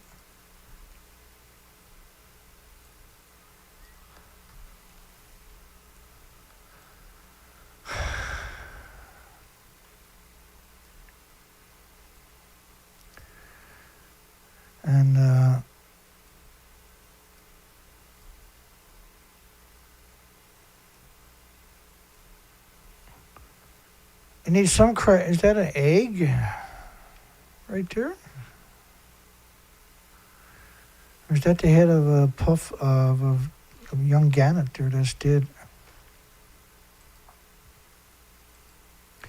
Because this is the farthest away from me, so we didn't get many. We haven't done much scrolling on these guys, so let's do a bit of scrolling over there. Because there's basically 3 rocks, right? Sorry.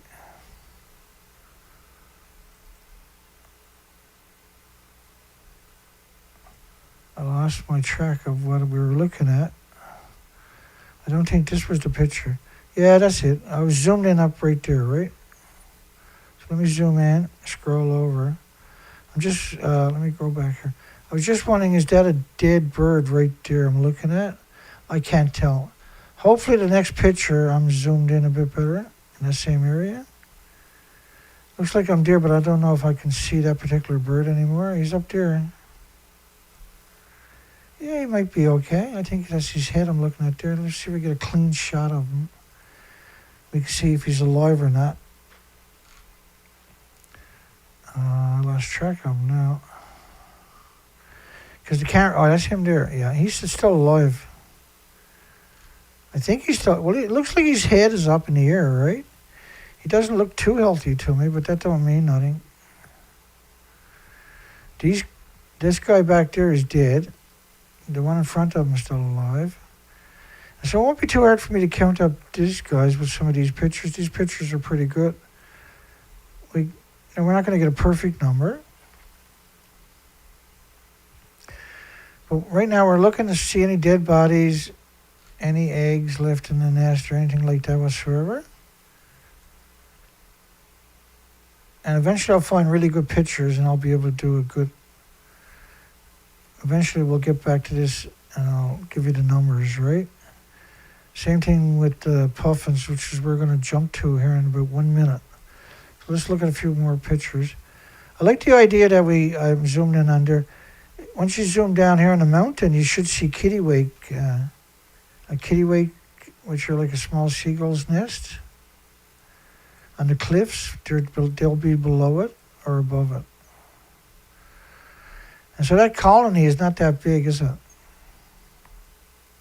That particular there's three places, right? There's that rock over there. Then there's one right in front of it. I'm zooming way out, right? There's another one close to me, which is all pretty good pictures. Let's just skip past these for 1 second. I'm taking all the extra pictures in the hope I get 5 or 6 pictures so I can do a count, right? And then down here is the gannets, still the gannets. But below it should be the kittiwakes. I'm not seeing any in particular on this side. You got to be careful because they're a vulnerable bird, right? There's one right there.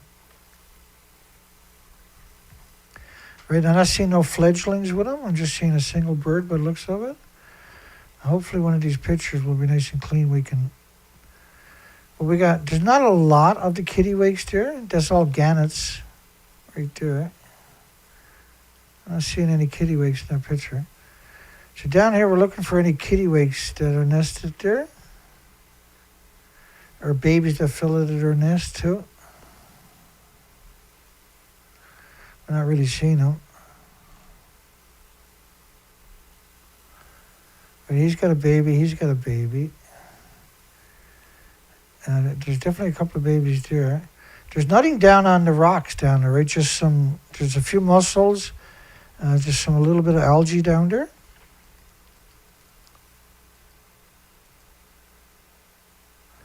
I don't know where that, oh, there he is down, he's right there. Oh, I'm wrong. He's got to be, they have to be below the gannets. Okay, so let's jump over to the puffins. What number are we at? 2066. Let's go to 2070. I don't see any...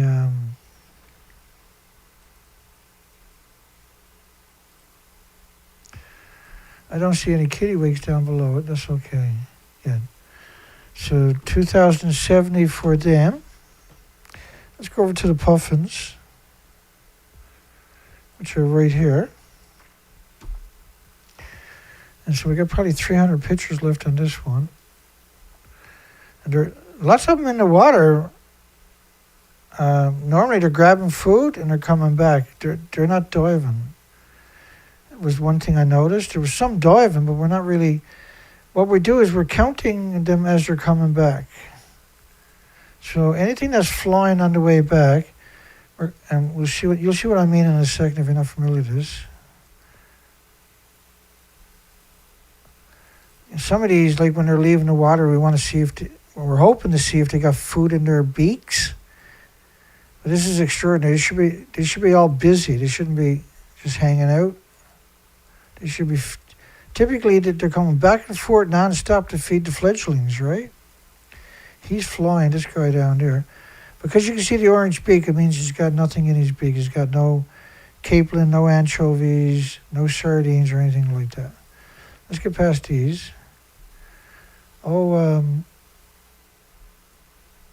that's the coastline. Remember, those birds are out on an island. That's in Elliston, Bonavista Bay. I just took those pictures because look at the rocks. I was just trying to get a clean picture of the shapes. Because you got the North Atlantic coming in here and brutalizing that coastlines, right?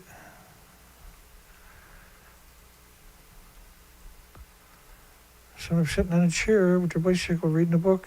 That's pretty cool. I think they're reading a book, are they? I gotta check that one more time now. Because it could be the phone, I suppose. I think it's a book personally, maybe I'm wrong. Won't be the first time I'm wrong. Well, we might have got through all the puffing pictures. And because the original pictures, so that's the, we got some pictures of them underwater from this elevation site. Coming up here. Right, you can see two of them are just diving. Here's the second one. And then he dives too. He's got his beak open, so they don't have any... wait a second, that's not a puffin, that's a... is that a shearwater? I can't remember. I think the other two are puffins. No, I'm wrong. Because remember, I took these pictures with the expectations that I can... Yeah, they're not puffins at all. They could be shearwaters. They could be so many species, right? That I wasn't. I thought for sure these were going to be puffins. I was wrong. Just keep going. Whatever they are, I'll figure it out. You can't really see them, so let's go back one. So you can see him underwater right there. He's down there. It looks better, I guess, from where I was up on the hill and I was zoomed right in trying to get a shot of him underwater because I thought some of those pictures might come out and be cool, right? Now, I'm used to seeing them underwater as a diver. They'll swim right past you. You never get sick of that, right? These were the cormorants, and they don't belong here. But on top, besides the gannets, they're the second most. They have the second most survival rate. They had around a 16% survival rate for their fledglings. And they do hang out with seagulls for some reason. Or seagulls hang out with them, I don't know. But a seagull ain't gonna. Seagulls are not used to that bird. They're not supposed to be there. The gannets are not, right? The black ones with the long necks. And you can see they got a couple of babies there. Well, this one might be able to fly, but this fella right there, he's not flying yet, but he's getting there. Needs a haircut, that fella. And thereby, so they would have. So that color there means it's a young one, this season, this year bird. I really like that picture right there, eh? Isn't that something? Or he's just molting from his original protective coating to feathers.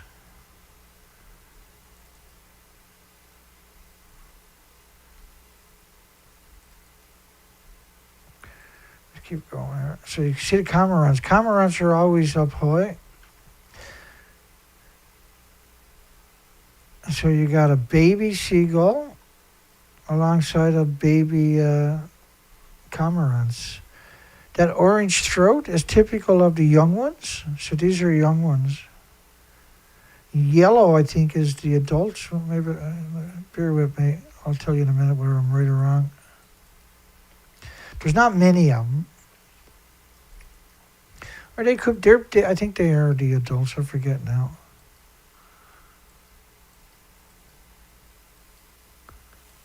And there's more over on the right-hand side as I shift right.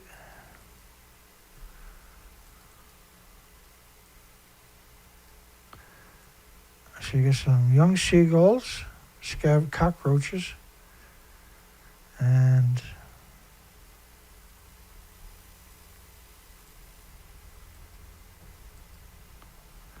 we're not getting a clean shot. I'm assuming that's a young one. I'm just trying to... I was pretty sure I'd seen some young ones there.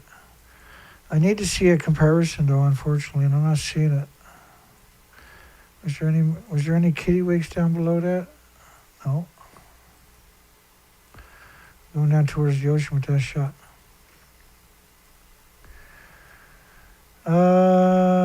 They're all adults as far as I can tell. Doesn't look like they had any babies. I get confused with them because they don't belong here, right? They're not supposed to be here. So I have to look back at my other pictures to make a comparison of the babies and the adults. I apologize for that. The difference is quite distinct, eh? There's that little rough feller. He's from the wrong side of the track, that guy.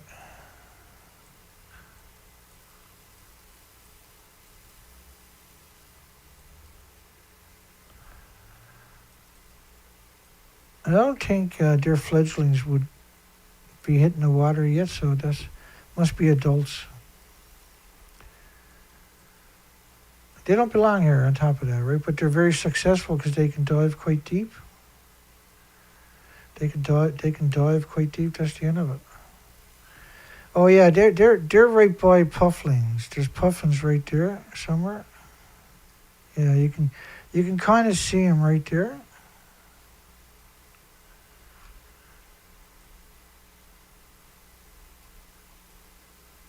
I don't know. I think they might have been up by those people. That's why I took the picture. Well, that's some big lens, eh? So it must be, right there alongside them. Let's have a look. Well, I can see 2 or 3 right there. There's another one right there. Right there. There. But,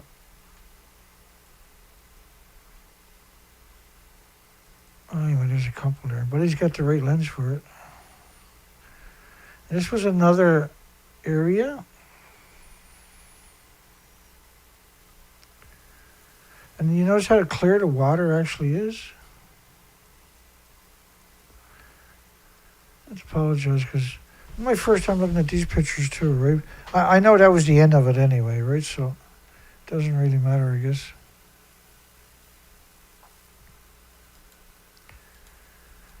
Doesn't really matter. We're at the 2 hour anyway, so. And so the puffins are in that same place, right? That's the puffins I showed you. Is the same place as that story.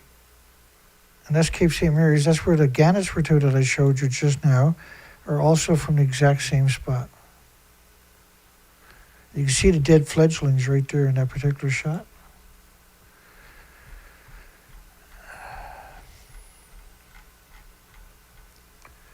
So let's get rid of all of this. I've already covered tonight. So we got something fresh for tomorrow.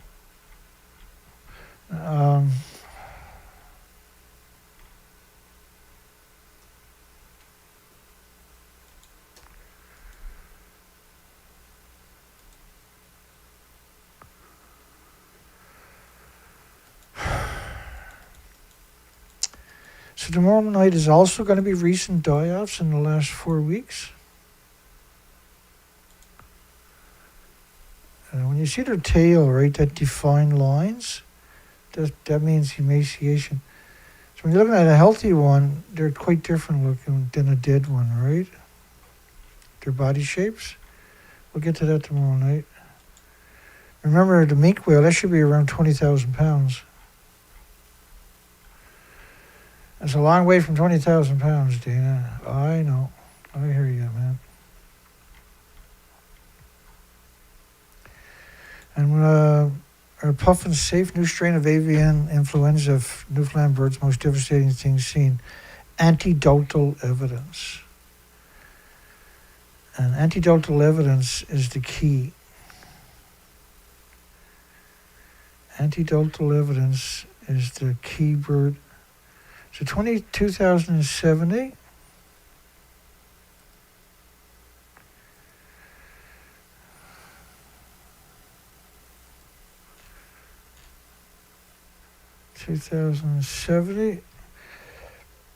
And we'll cover puffins again tomorrow night, but we're going to cover pictures we already looked at because originally we had so many pictures to get through. We kind of just ran through the first 400 or 500 pictures. Oh shit, I thought we were back at the regular page. My apologies. I didn't look up. There we go. Should it be criminal to maim, injure, poison, or kill you with man-made radiation? Because currently it's not. I don't need to ask you that, Paul. I just put that into the highlight that we got problems. And James still hasn't got the video posted. And I shouldn't have said nothing because I don't want to put pressure on James, right, to put the video before he's ready. I don't know if it matters or not. I don't know if there is pressure or not, but I feel it's guilty because I know how much work it takes to do stuff, especially when it comes to editing. And so he'll get it up there whenever he gets a chance. When it's ready, he'll post it, right? So we're going to play one of his videos. James Lucid. We're going to play, they're still lying to you about nuclear, I think. We'll get that up there just in case that's what ends up playing. He's got so much great music, and he's got videos I haven't even got to. But because I'm trying to influence you to get him to go over to his site, I'm only going to... Sometimes I'll only play certain songs that I know that are really super good and you can't resist. And hopefully that encourages you to go over to his site. Because I think music is absurdly important in this story. And his videos are about an education. And it's it's like a sonnet in the form of a song. It's like a poem, but with music and everything else. Pretty cool stuff, man. Pretty cool.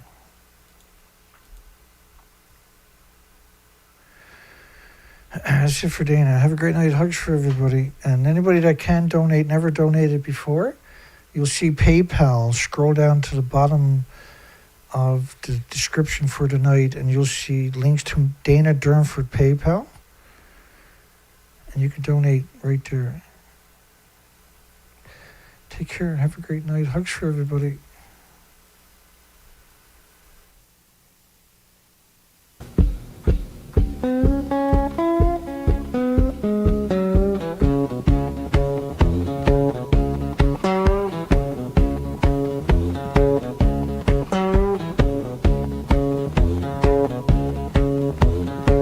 He chewing on that metal, says it don't do harm.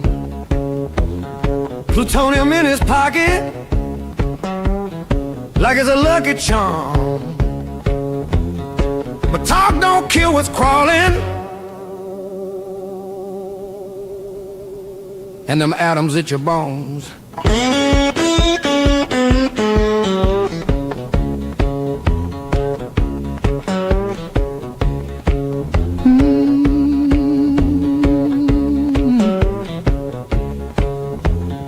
Said the dead don't count. Yeah, said the dead don't count. Ain't gone by morning. They cross your name out.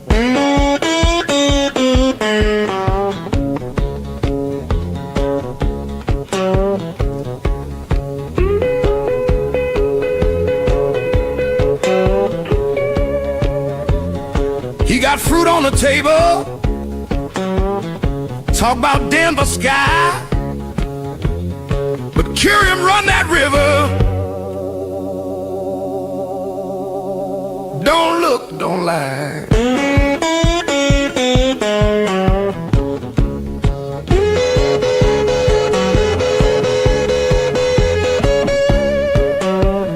They still lie to you with a smile full of steam. They still lie to you, but the ground still screams.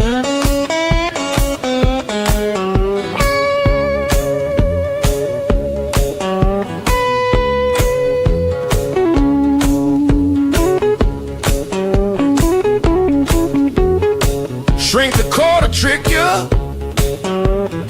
Call it safe, call it trim, but the case still got teeth, and they chew your limb.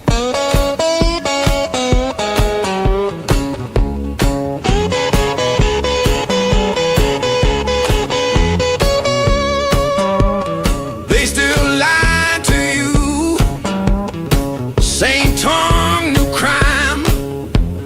They still lie to you, and that core keep time.